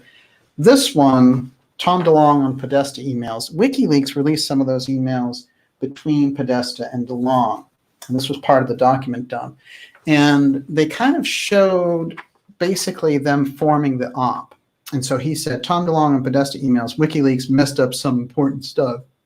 What seems like ridiculous subject matter to most is of massive importance to admirable national security leadership, writes guitarist. So, we see that early development on the political stage was Hillary Clinton putting together this UAP thing, and everywhere she goes, she's talking about UAP this and UAP that, and how she's going to get to the bottom of all this. This is what the To the Stars Academy op was all about. And what happened was instead, Trump got in. Boom. Stop. A lot of this apparatus is there, but it doesn't have the support at the top. So they have to take their chances and roll it out anyway, which is what they did 2 years ago. And they did it through the Central Intelligence Agency, and they did it through the media. And the Central Intelligence Agency controls so much of the media because they can make or break your career. It's pretty easy because their access, if they give you information about a story overseas, those are the guys who have that kind of information. And if you're out, or if the Council on Foreign Relations kicks you out, it's going to be very hard as a journalist to get anywhere. So, those are some of the reasons that we could see that. The next thing that comes up is that when they release this op, it kind of stumbles around. It almost evaporates completely, but they have a comeback at a certain point after they've gone through a number of frontmen. And, you know, the frontmen, they've done Elizondo, they did Delonge, they did Harry Reid for a while, which was really funny. And they seem very comfortable placing themselves in this kind of power circuit, being like, we have all these people that are on board with us. We're moving forward. We're moving Congress forward. It's because they're convincing people that with the UFO threat idea, they're going to be able to get on this money train and forget about selling books and T-shirts and things like that. You get public funding directly through the coffers for a UFO threat from that military budget that's ever expanding. You're doing pretty well. That's a pretty good money gig. And there's probably lots of opportunities there, too, for clandestine black budget activities to take place. So it's a very, very structured situation, and that's the real picture of Ttsa. A couple more quick things, and then we're going to take your questions here in the second half of the program. You're watching the Dark Journalist show. Ask the questions all in caps, and Miss Olivia is going to put them together. How's it going out there? Going great. I've got plenty of questions for you. I can imagine. I'm looking forward to it. Here's one. I wanted to point this out. This was also part of that Rolling Stone. I'm sorry, I got to read this. Yeah, yeah. So B. Baker says, who in the hell wears jeans to the White House? What a dickweed Delonge is. I think, yeah, it's a missed opportunity for sure. All right, here's another one. From the 2016 campaign, Rolling Stone.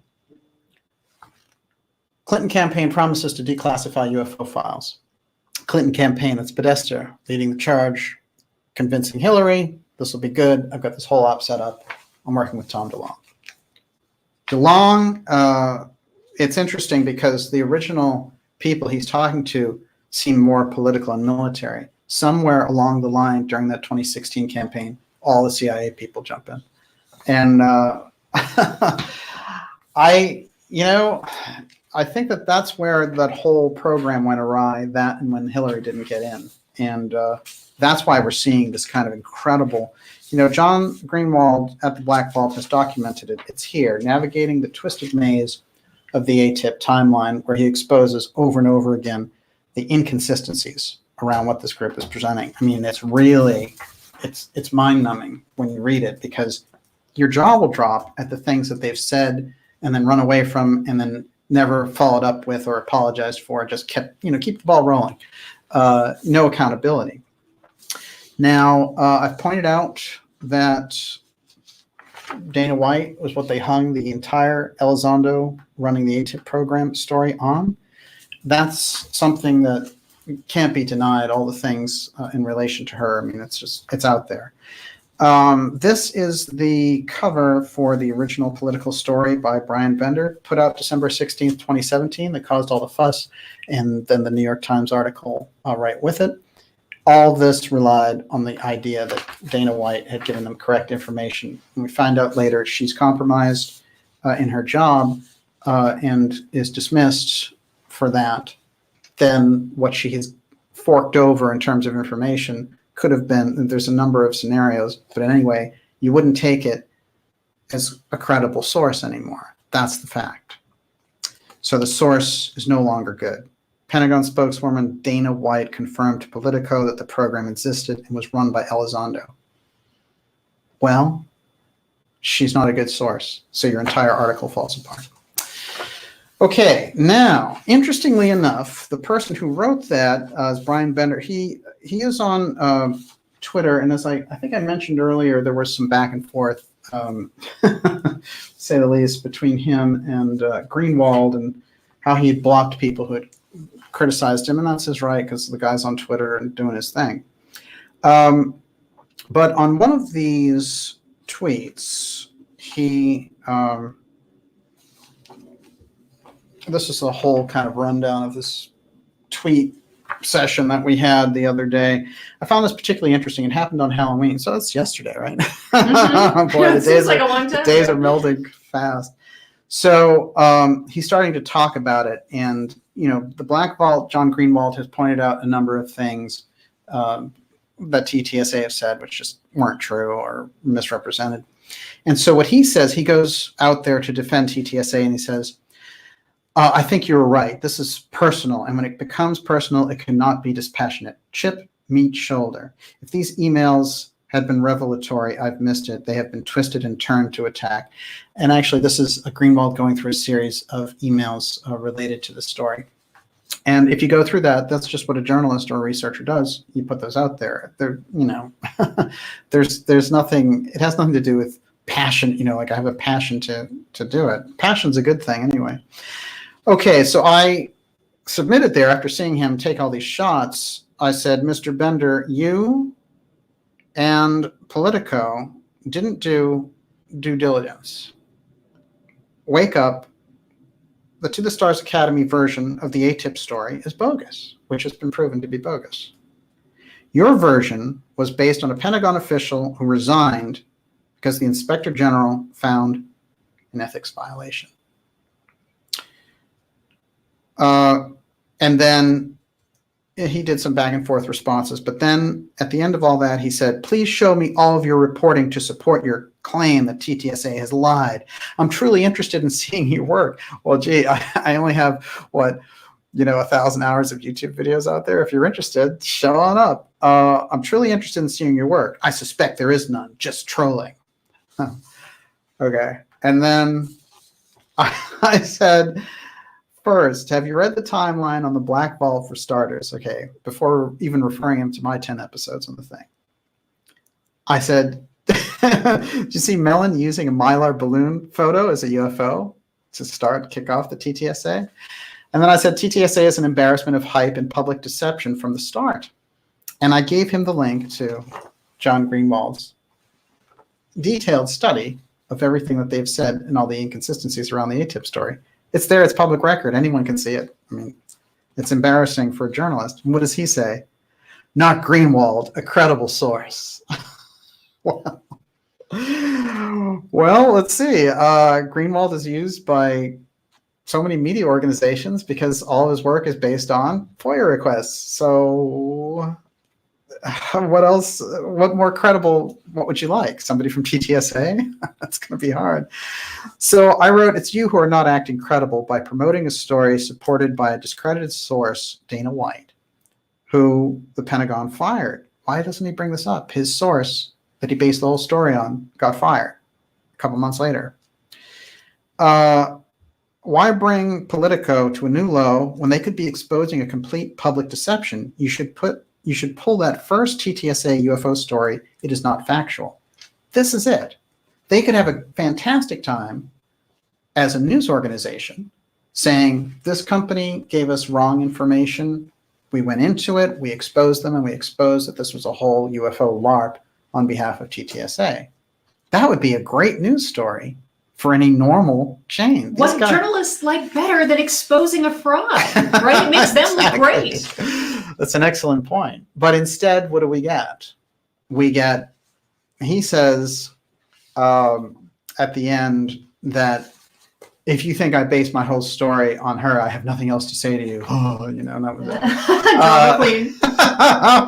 it. So, for me, this guy's not interested in the business of finding the truth, because if he was, he'd be after the story. Instead, he's after Greenwald, who is unpacking the story. So, this is the whole attack poodle thing. If you can't attack the story, you attack the players. And that's what they did. But the fact that they turned up the heat and we're doing this, I think is significant. It came on the heels of Delonge saying that they weren't a UFO research company. To which, by the way, when I mentioned that to Bender and said, doesn't that kind of negate your whole article also? Which is the whole thing is all about the TTSA disclosure company. And he says, well, if they aren't in the business of researching, if they aren't doing UFO research, they shouldn't talk about UFOs. Yeah, that's kind of like the the canary in the coal mine. I mean, we're getting the hint that these people are going to have to jump off board at some point, and that ain't going to be pretty. Let me tell you, it is not going to be pretty, because if you sat with a story for 2 years it's not going to look good for your own professional credential that you let so many of these facts go by and that you didn't correct it when you had the chance. And that's what we've been asking for. But you can see this all comes out of this AATIP story, which is Elizondo coming forward and saying that he ran AATIP. And then that as a result of that, you should trust him as a UFO authority. And by the way, he's got $50 million from the Ttsa, and they have the unidentified program. So everyone should bow down and say, give us disclosure, Ttsa. The problem is that it's anyone who has any handle on the facts and can do any research can easily tell that about 98% of anything that Ttsa has said on the record, they've promised all these things were coming, and they've misled just the basic story, even the construction story, and even the titling names of different programs. So, for me, when I look at that and they go back to saying, well, we're an entertainment consortium, that's a way out. That's saying we don't have any accountability. We can always say we were doing it for entertainment. Well, if you're entertainment, fine. Then stop pretending to be real and stop being used by the CIA as a chokehold to gain the UFO file and the public's trust on the issue and create a UFO threat, which you can then funnel through Congress for all this money. The formula is very simple. Anyone who's looking at it logically, to see people in our own field, as I've pointed out,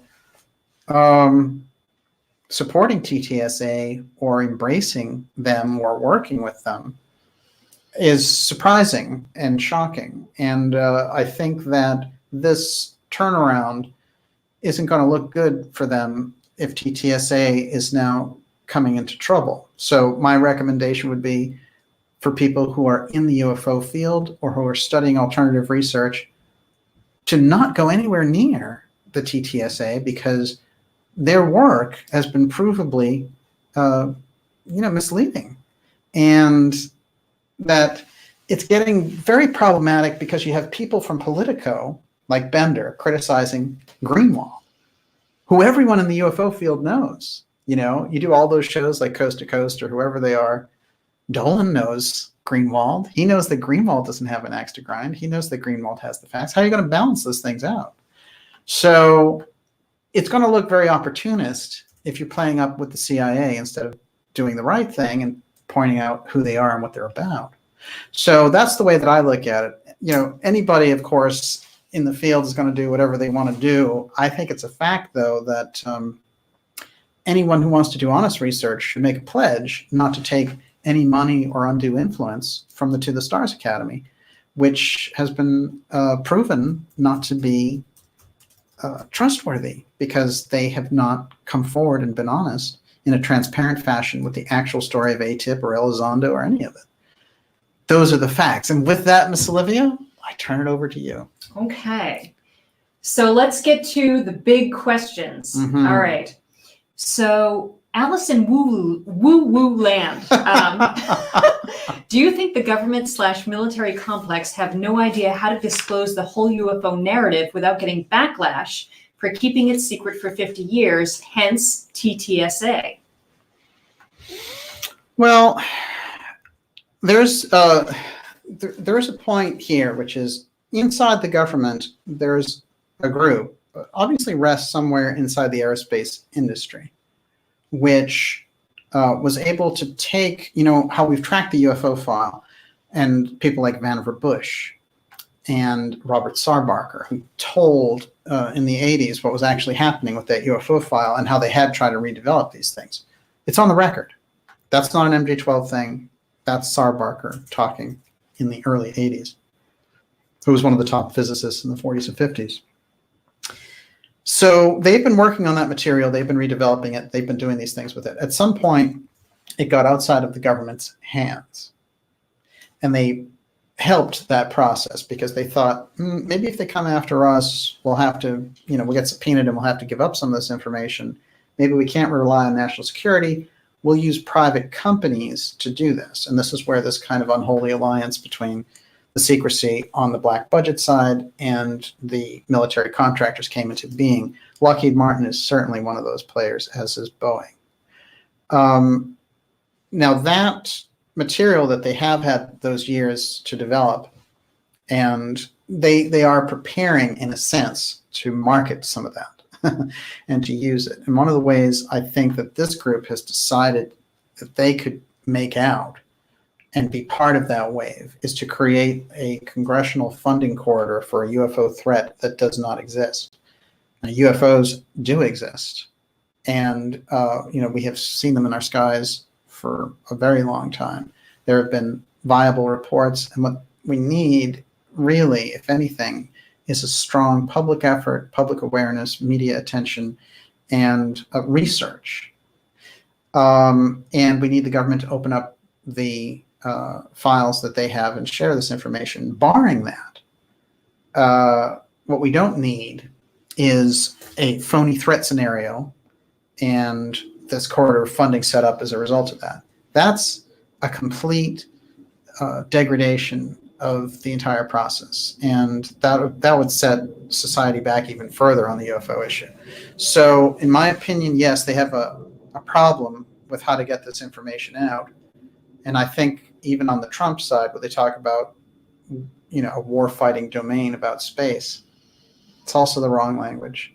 It should be that you have a space force and you are opening up the facts about what the government knows in relation to the UFO factor. And barring that, bringing in war talk on both sides, threat, UFO threat, war-fighting domain, it's a backwards. It's a completely kind of caveman approach to the whole thing. Yes. Okay, Titan Blooded said, how would they present the threat if one did exist? Well, it's a good question. I mean, obviously, if they had proof that a threat existed, then, we would see some evidence of this. The thing is, look, the UFO thing is an anomaly, right, at its heart. But they know it a lot better. They've been studying it a lot longer. We haven't seen ships under attack. We've seen aliens doing abductions and testing people. There's a long record of that. And finding out and understanding what that process is all about and what's taking place there and who it is important. And that's something that is a public effort. It should be something that's a shared effort on behalf of the public. The idea of a threat, you'd have to have real good grounds for saying that, not just, they like to fly over our nuclear facilities or shut off missiles. I mean, we've seen that. And obviously, the implication there is open to interpretation. A group could be doing that in order to make sure a nuclear exchange doesn't occur, for example, if we're stupid enough to have one. So we don't know what is going on. It is a mystery. They know a lot more, and they're not sharing it. I think that's a major problem, number one. Two, what they're willing to share, they're couching in all of this language of threat this and threat that. And if they sell you a UFO threat, it is selling it. And rebranding it UAP doesn't make any difference. Military budget's military budget. So I think that that's and when you really think about it, it's an incredibly dangerous thing to do, especially with a government that we don't trust. Look at all the questions that we have around things like 9/11 or things around the JFK assassination that we never got really good answers on. Where the CIA is a major player in that role. You can't trust a group like that with the UFO file. It's simple. Okay. Okay. Alien Good scientist. UFOs are definitely real. My question is, are they alien in origin, or is that a cover for unconventional or experimental aircraft? There's different levels of UFOs. There are UFOs that we've created, no question about it, probably using reverse engineered UFO tech, but also X technology. And those things would look like alien ships to us. I have no doubt that we have those. But UFOs have been around for a long time. Even through the Bible, we have references. So these crafts have been visiting here, whether they're coming from another dimension or another star system. Other advanced groups have been here. So it's hard to say what is what's ours and what's theirs. And then this whole idea that we can start to judge them from a point of view of war hostilities, I think is absurd, because we're assuming they're hostile because we have wars that are hostile. They may just be probing, parts of the galaxy. So it is part of our job as a society to grow up a little bit and think about the question in larger terms. We had people who were doing this, like John Mack, over time, and I think those types of approaches are better than throwing out like a CIA Bobo operation, and then having this other guy talk about a threat. It's completely regressive action. Enki wants to know, DJ, who do you think is a bigger threat to humanity as a whole, aliens or the U.S. government? But I would say the deep state, right? The deep state is very dangerous. I mean, you have to think about it in terms of other countries too. I mean, other countries are very dangerous. I was talking the other day about the Satan missile that the Russians have. No, I think collectively the world, all these governments have to improve. China's no leader of human rights. I mean, they're trying to do a social credit system where if you criticize them, they can throw you in jail. So they certainly have not earned the leadership of the world either. So I think that collectively, we as a society need to demand more. And, we need to bring the level of the society up. There's a wonderful Edgar Casey reading where he talks about you can't have that perfect nation. You can't have that perfect society until you start with yourself and you make that ripple. And so a lot of people are saying the world has to do this, the government has to do this, the government is bad, the deep state is bad. But you start with you first and your own reflection in the world and your own position in the world. That always has to be the place to start. But just in terms of speaking of social policy, we're seeing so many overreaches by the government now, or they have forced vaccinations in places like New York City, and they're overturning religious exemptions and completely violating the constitutional rights of the people involved. They're creating things like Gender X in order to give robots rights. I mean, these are real threats to the society as a whole, and we don't know the reasons necessarily why they're moving in this direction.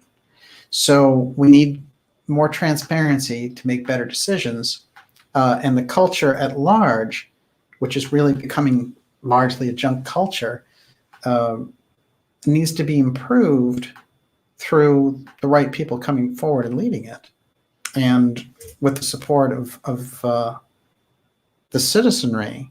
So it's a very tricky time because the technology is working in both directions. Olivia and I were watching this person walk around who almost walked into a car that was coming out from a parking spot. It was my car. Yeah, Mm-hmm. And if you think about this, I mean, that person was in a daze. And, trance. Yeah, Mm-hmm. And they were on their phone, and I can appreciate all these things that happen on the phone. I spend some time on my phone too. But, these are things the discussion needs to get larger about this, because when you're checking out from reality like that, all sorts of things can happen on the material plane that you just wouldn't be aware of. If anything, we need to use the technology to make us more aware, not go into hyperspace or like, easily. It's too easily controlled. When you put someone in a kind of theta state like that, they're walking around, I don't think that they have their full capabilities. They're not fully conscious. They're not fully comprehending. And so the technology is working against us there, but the expanse of information that we're finding through the technology is also helping. So it's right now it's an incredibly mixed bag. And I think, if anything, we need some kind of ethical protocol to guide us, as opposed to a pure marketing one, which is the case now. Yes, Ms. Livia. Shamanist Anam Kara. Does DJ see a connection between the CIA and Ahriman's endgame of the Eighth Sphere? Well, here's the thing about Ahriman, and the way that we look at Ahriman is that it's a dark force, and that it is all about scientific materialism. So there's a lot of power dynamic in it. It's meant to cut you off from your spirituality.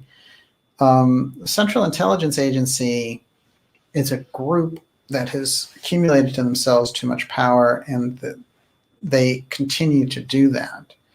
And so that imbalance of power and secret power is incredibly dangerous to the growth of any society. And so I think that they are a huge danger in their unreformed current state. And this is what I think Kennedy was getting at the time. I think that things like the CIA are pure harmonic constructs in the modern world. Everyone, you're watching the Dark Journalist Show. We've really been going deep on the TTSA, and it's been overdue, actually. I've been waiting to do this show. I do feel that this is a crucial period for us to get a handle on this, to really make this group be transparent, because they're dealing with a very important issue, and to push the general media that's approaching them to, forget about these softball answers and forget about the wackiness of Tom DeLonge, whatever. Get to the bottom line of what's happening there, and watch out for this CIA takeover of the UFO file. I think that that's a disaster in the making. And if anything, with some of the unusual moves that we're seeing about TTSA in the last couple of weeks, we're starting to get the hint that something's going wrong in there, and that also is dangerous. But it's up to us to hold their feet to the fire. Yes. It's not up to anybody else. It's up to us. Yes, and that's absolutely. why it's going wrong. Well, I think what's important, the Bender thing in particular, you see, when they send out people to go after the critics, this is important. They can't allow the critics. You heard Harry Reid in what I was reading earlier. He was saying there are these people out there who try to belittle Elizondo and me and anyone else that's trying to do it in a scientific way. That doesn't make sense. If he were doing it in a scientific way, then I would be very happy about that. Greenwald would be very happy about that. But when you have all these weird lies and you have all these CIA people, that's the problem. So you see the way that it plays out there. Another thing he had to say is, Elizondo is a man with a great record serving our country, and people should leave him alone. If you think about how absurd that statement is, as I pointed out earlier. We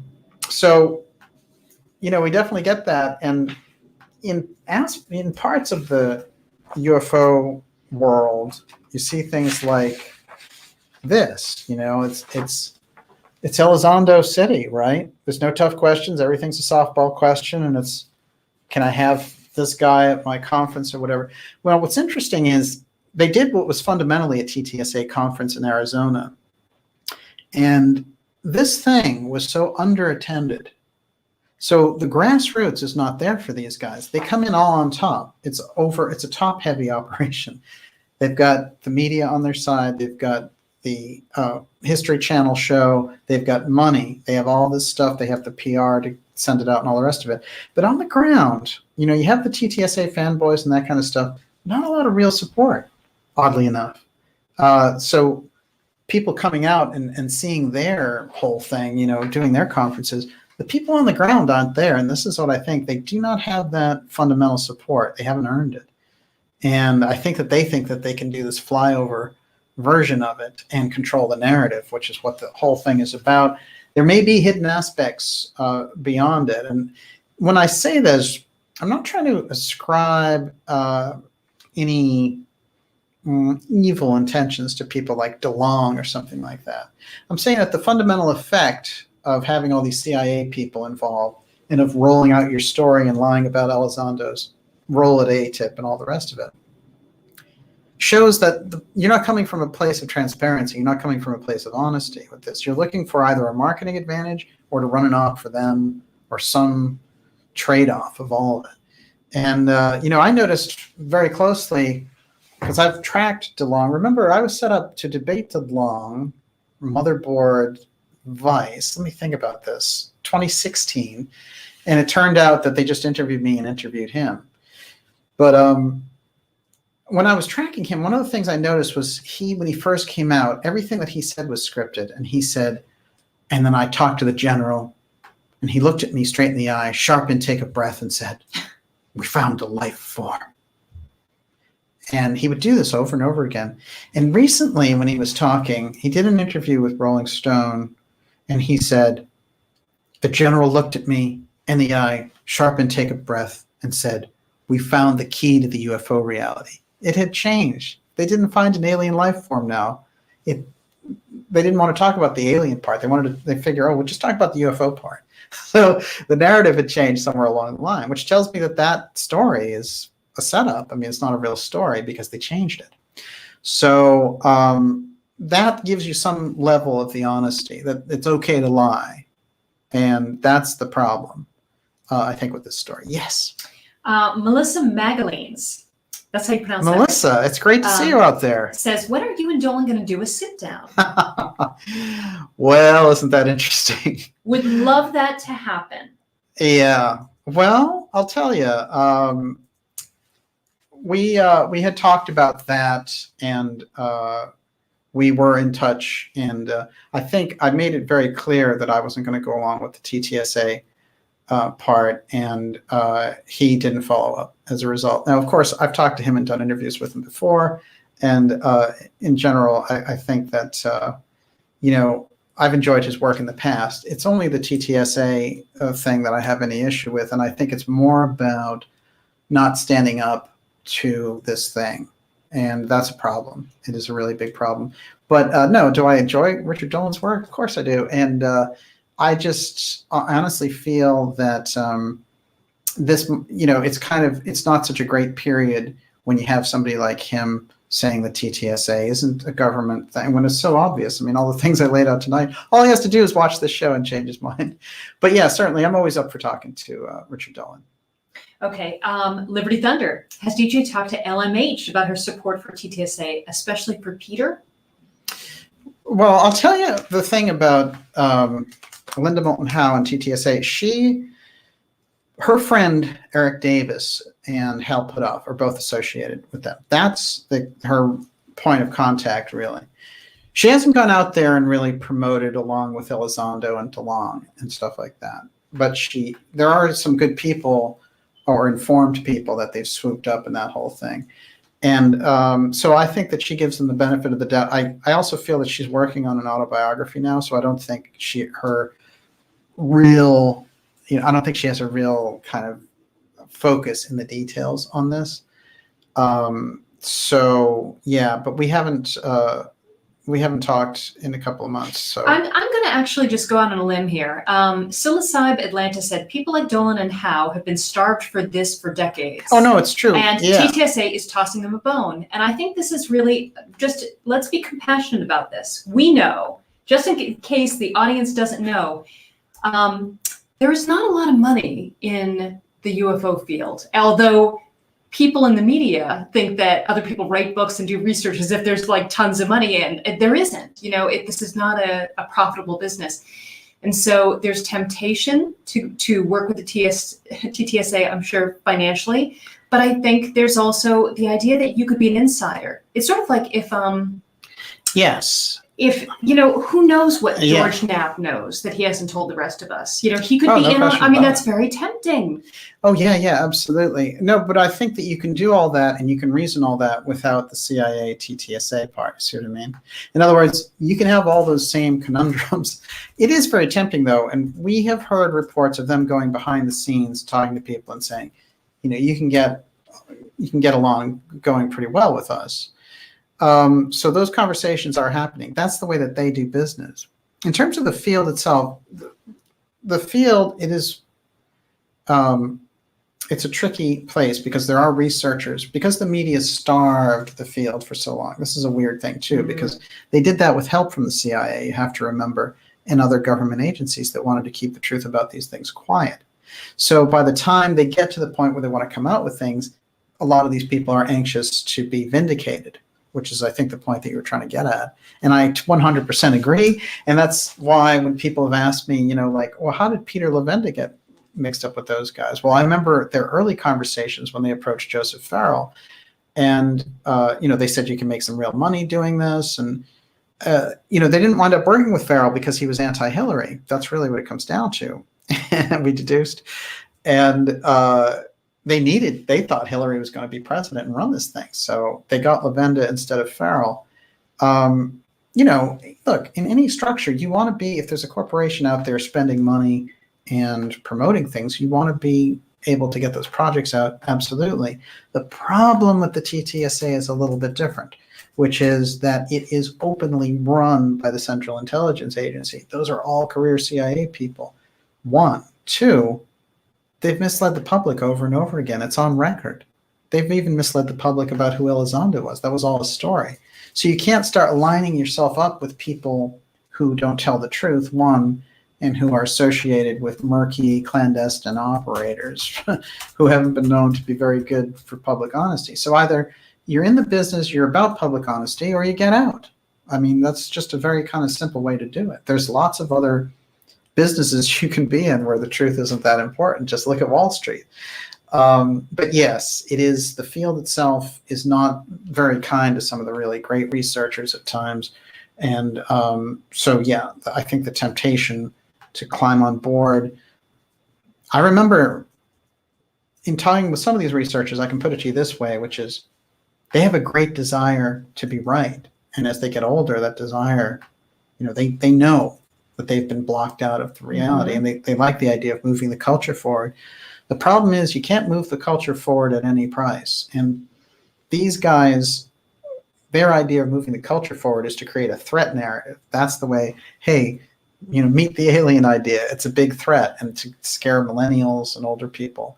That's not a good way to do it. And it is, in fact, an incredibly dangerous and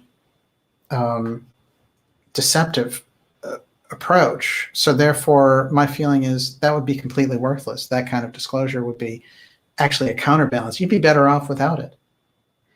Individual experience is probably far more important when we get to this. So that's the way I would size that up.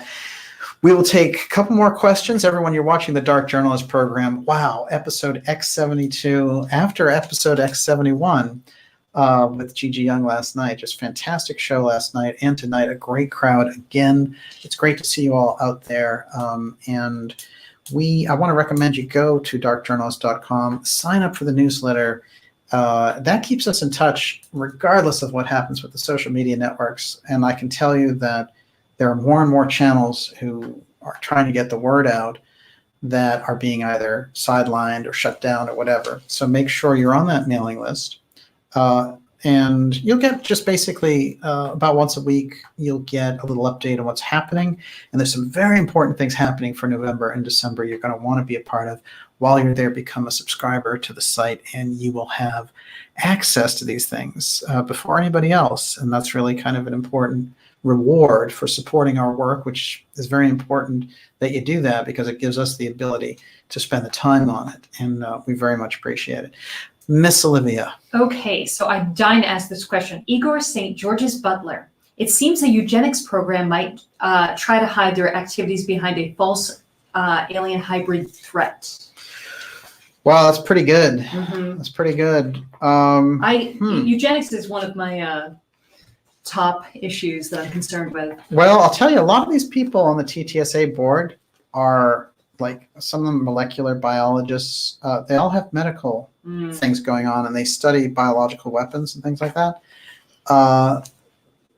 That's another thing that spooks me about that board, which is why do so many of them have these medical intelligence military backgrounds?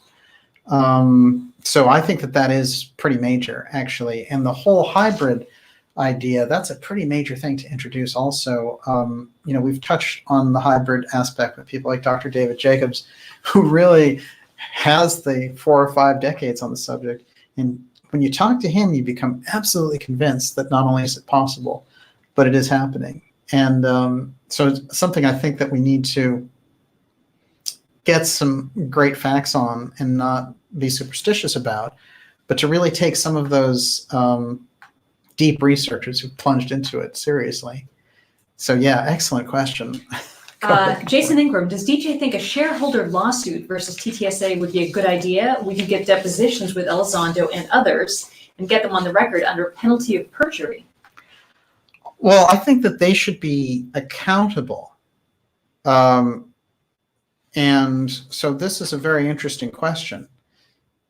I think that if congressional people have been on the record saying we don't like the way this is set up, this stock offering, and then we see a lot of kind of, let's say, strange activity from TTSA saying we're not a UFO research group. You know, I don't have enough data to say what they're doing internally with the stock offering. All I can say is that someone in Congress found it sketchy enough that they wanted to talk about it, and that everyone was shocked when they came out when their first report, annual financial report, and said they were $40 million in debt. I mean, it begs the question, where'd the money go? And into what?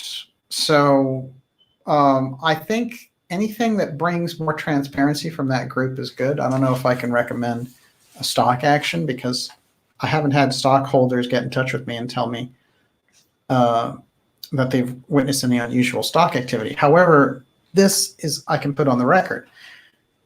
If you put out a company as a stock offering, you say we're researching UFOs, and you're under SEC laws when you do that. That's what your offering is. If you then turn around and say, we don't do that research, someone who's invested in your company can claim that's a breach of contract, and you can get sued. So if anything, I think that they need to clarify what the hell they're talking about. Because, of course, they just set up something that they put out where they're like, hey, you know, Jim Semivan, the CIA VP of Operations, and Tom DeLonge and Lavender are all doing a book event coming up, you know, and that book is Secret Machines, which is all about UFOs. Whereas on October 23rd, you said we're not a UFO research group. So there's a lot of weird dancing going on with that company, and I think that they should come clean. One of the most offensive things I've ever seen in my life was the final episode of the Unidentified series, because what they did was they lied bald-faced, just flat out lied, that there was a case there that they claimed in Italy where they were trying to promote this threat narrative, and they said that this UFO had caused all these fires in this town. I have articles from those fires. They found an arsonist who committed the arson. It was not a UFO, and it was an absurd thing to bring up just because they wanted to razzle-dazzle with the threat thing. They also brought up an absurd thing where they were like, this UFO brought a helicopter down, and they used the cheesiest thing in the world, which was there was some dot on a screen, and that, you know, the thing on the bottom of the helicopter was bent. I mean, it was just creating a phony threat narrative. And so these warning signs have been out there. And when you have a lollygagging UFO field that just wants to get on a TV show or whatever, it's a terrible setup. You don't get any good research that way. We're about journalism on this program, and you can agree with, you know, the things we bring up or not, but it's a journalistic environment, and that's what's necessary, in my opinion. You know, dark journalism goes that there's three fundamentals, and that's what I started with. There's the official story. There's the counter story, which is often called the conspiracy theory, but it's brought forward by researchers and professors and authors who don't believe in the official story, and they bring forward a lot of important facts. We're right on, and the media likes to call that conspiracy theory, by the way. But right underneath that is junk conspiracy. And junk conspiracy we see an awful lot of when we're looking in the field. And the junk conspiracy is often the thing that drives people back to the official story because it gets so far out. And in many cases, the junk conspiracy is actually funded by the people who put out the official story to get everyone to forget about the secondary conspiracy writers.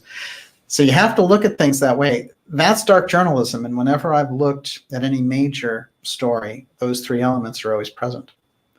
So I think we need a much better kind of radar in dealing with this stuff. And when I see people in the UFO field who've come up tonight, and I don't think anything bad about them personally, I'm talking professionally, when they say that TTSA is okay with me, or if they say these internet people should leave TTSA alone, I think that, you know, people like Knapp and Dolan have put down what made them good in the first place, which is that great honesty and that great putting themselves on the line and getting in the face of the story. And maybe they need somebody to hear from somebody like me or Greenwald to remind them of why they got into this in the first place. That happens. It does happen.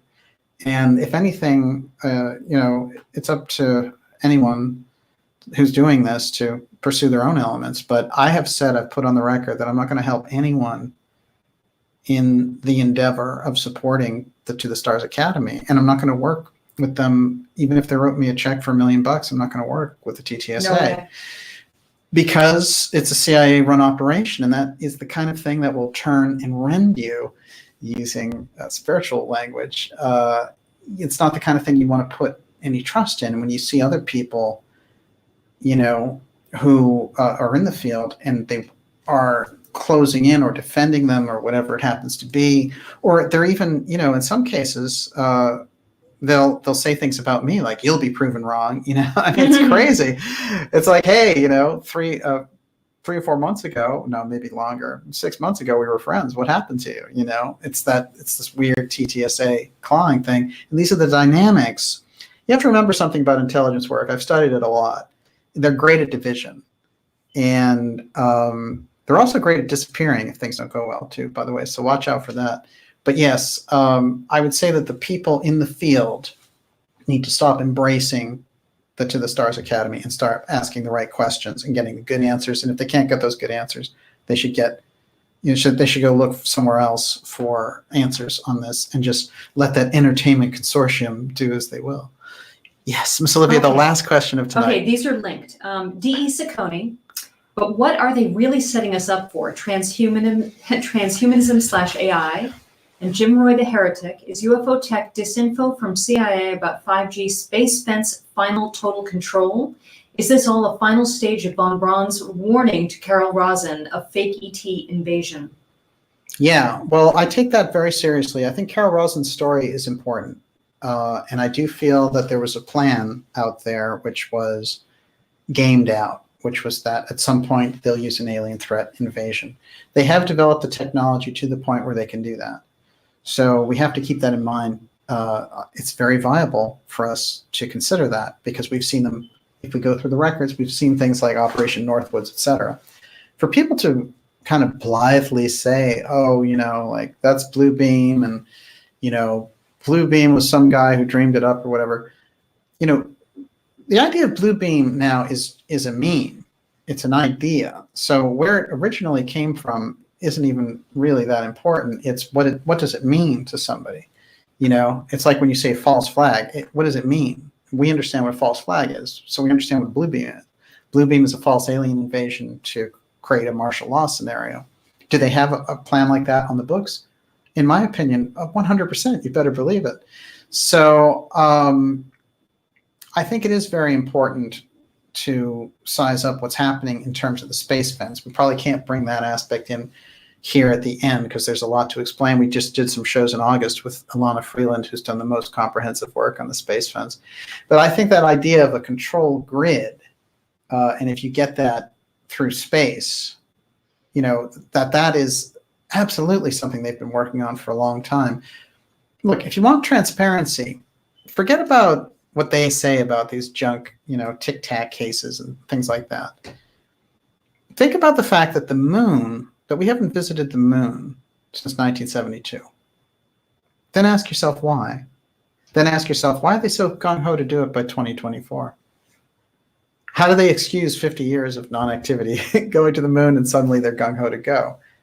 That's where the real answers are to these questions. And, using like the most base part of our intellect, which is fear, to say there's a UFO threat out there, regresses the culture. It's not a step forward.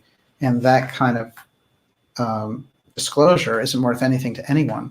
So, I'd much rather learn about the UFO factor from somebody's abduction experience than that. You'd probably learn a great deal more from those cases. So I think it's important, and I do feel like we have to resist the misinformation push by the Central Intelligence Agency and the big money push from the corporations. The next thing that they're after, remember, Delonge said, is they're going to do a fishing expedition, because if the UFO thing doesn't work out, they're going to try to go into paranormal. And when people look at psychic stuff, they're going to have this CIA guy saying, we did a program, it's clear the CIA out of this stuff. You get into the UFO factor, you get into the independent research field, get the CIA out. Get the intelligence aspects out. That's all manipulative. you'll always be stuck with some marketing operations, but clear that intel stuff out, because if you don't, you'll always be stuck going round and round, and they'll never give you the right answers. They haven't. They've been, most of these researchers have pointed out that the government has blocked those things. Well, who's in charge of blocking that stuff? Elements inside the military, elements inside the Central Intelligence Agency. Did it happen for a while that things were blocked for our own good? 70 years worth? I mean, come on. So there's a line from Winston Churchill when all this stuff was happening and Hitler was gathering his forces, and everyone was like, well, if you talk about it too much, you'll whip up that whole war thing. And Winston Churchill said, tell the people, tell them about it. And he was right. So it's a similar kind of situation. It's something that does have to be put on the record. And the people who are getting the UFO issue out there are not the right people, because they're not interested in the truth. At least on the Ttsa side. And, it'd be nice if they could surprise us all. Fantastic. Miss Olivia, you know a lot about UFOs, a tremendous amount. And how do you think we should look at the UFO factor for the 21st century? That's a really hard question, because so many UFO experts have a different take on all of it, whether it's interdimensional or whether it's actually a physical phenomenon. In a way, I did not expect you to ask me that question. Oh, that's all right. My passion is, I'm very, when I think about the future, I think about eugenics, I think about depopulation. And I see depopulation starting now from our conversation we had with Catherine Austin Fitts when I asked her about it. She said she sees it now, and I started to look around. And so whatever they're up to, I am concerned about humanity. I am a human, and I'm concerned about my kind. And I want us to thrive. And I'm not anti-human in any way. I don't have a bad I don't think we're bad. I think we have a bad rap, and I'm just keep going down that particular rabbit hole of trying to understand what it is to be human and what it's going to take for us to thrive on this planet. So that's me. Wow, fantastic! I absolutely agree with you. I think a lot of things are left on the drawing room floor too, which is like, what about the whole gray scenario, which overshadowed the UFO field for 70 years? And now these groups don't even talk about the grays. It's like, well, what about all that research? Who were the grays? What were they doing here? We've heard all these stories relating to the Pleiadian groups. We're kind of losing focus around some weird threat thing. And can the military prove, That's not how you get at the UFO aspect, in my opinion. We have to remember, too, as we've learned in this show, the UFO file contains the UFO aspect, and it contains also inside of it this X tech, which is something that from Tesla to Keeley to these other motivations around advanced technology applies also to hidden energy sources. So there's a whole mystery there that's much larger than just, my God, War of the Worlds, the aliens are coming to shoot us up. We need the global, what is this title again? Director of Global Security and Special Programs. My Global Security Director, Elizondo, oh, thank God you're there to protect us globally, because you're the Director of Global Security. I mean, this is some kind of inflated sense of something. What are they setting up with that? It's really quite mysterious. And he can't even get his story straight about where he was or what he was doing, because when you're a counterintelligence agency, that's what you do. So I'm not surprised. But I do feel that, we've learned a lot tonight, and we have to absorb these facts and really think about it. I see the tide turning against this group and their operation. And it seems to me that it was an unfortunate exercise, and that there probably were people in there like Delonge who got manipulated by promises from intelligence agencies. But at a certain point, you get out of the game, or you change the game, you once you realize you've been manipulated. So in my opinion, it's his responsibility. He's the CEO of the company. He should own up to what the company has been up to. I think Elizondo better get his story straight. He's been lying for 2 years. And I think that the rest of the press in dealing with the TTSA should hit them straight questions, straight answers, not what Knapp did with Reid, which was like, do you think that maybe he was involved in some weird way with some wacky UFO stuff? And what's great is that when you look at that exchange, and I want you to really watch it because the video's up there, Reid doesn't even give him endorsement for that. He's kind of like, well, that's, it's kind of like part of what he did, yes. I mean, it's not a ringing endorsement at all. It's fascinating to me. I was like, this is, that's how you're going to get out of this? And that's after tearing down all those people who've questioned him online, because who would question this incredible person from AATIP? I mean, it's insane, right? So, no, we have a complete problem with the way they presented themselves and what the reality is. And that's the nature of the issue. The researchers around this, regardless of if TTSA has a radio or TV program that's popular, they need to come out and demand those answers. And in my opinion, they should take a pledge not to work with To the Stars Academy until those things are sorted out, because they can't guarantee their audience honesty. On my part, I'll take that pledge. And I hope that others join me in doing that. Also, if those guys, Tom DeLonge or Luis Elizondo, want to come on this program and tell their side of the story, they're completely welcome to a gentleman's debate in regard to it. It's a very pleasant environment to talk with me, but my only warning is I will ask you real questions. So,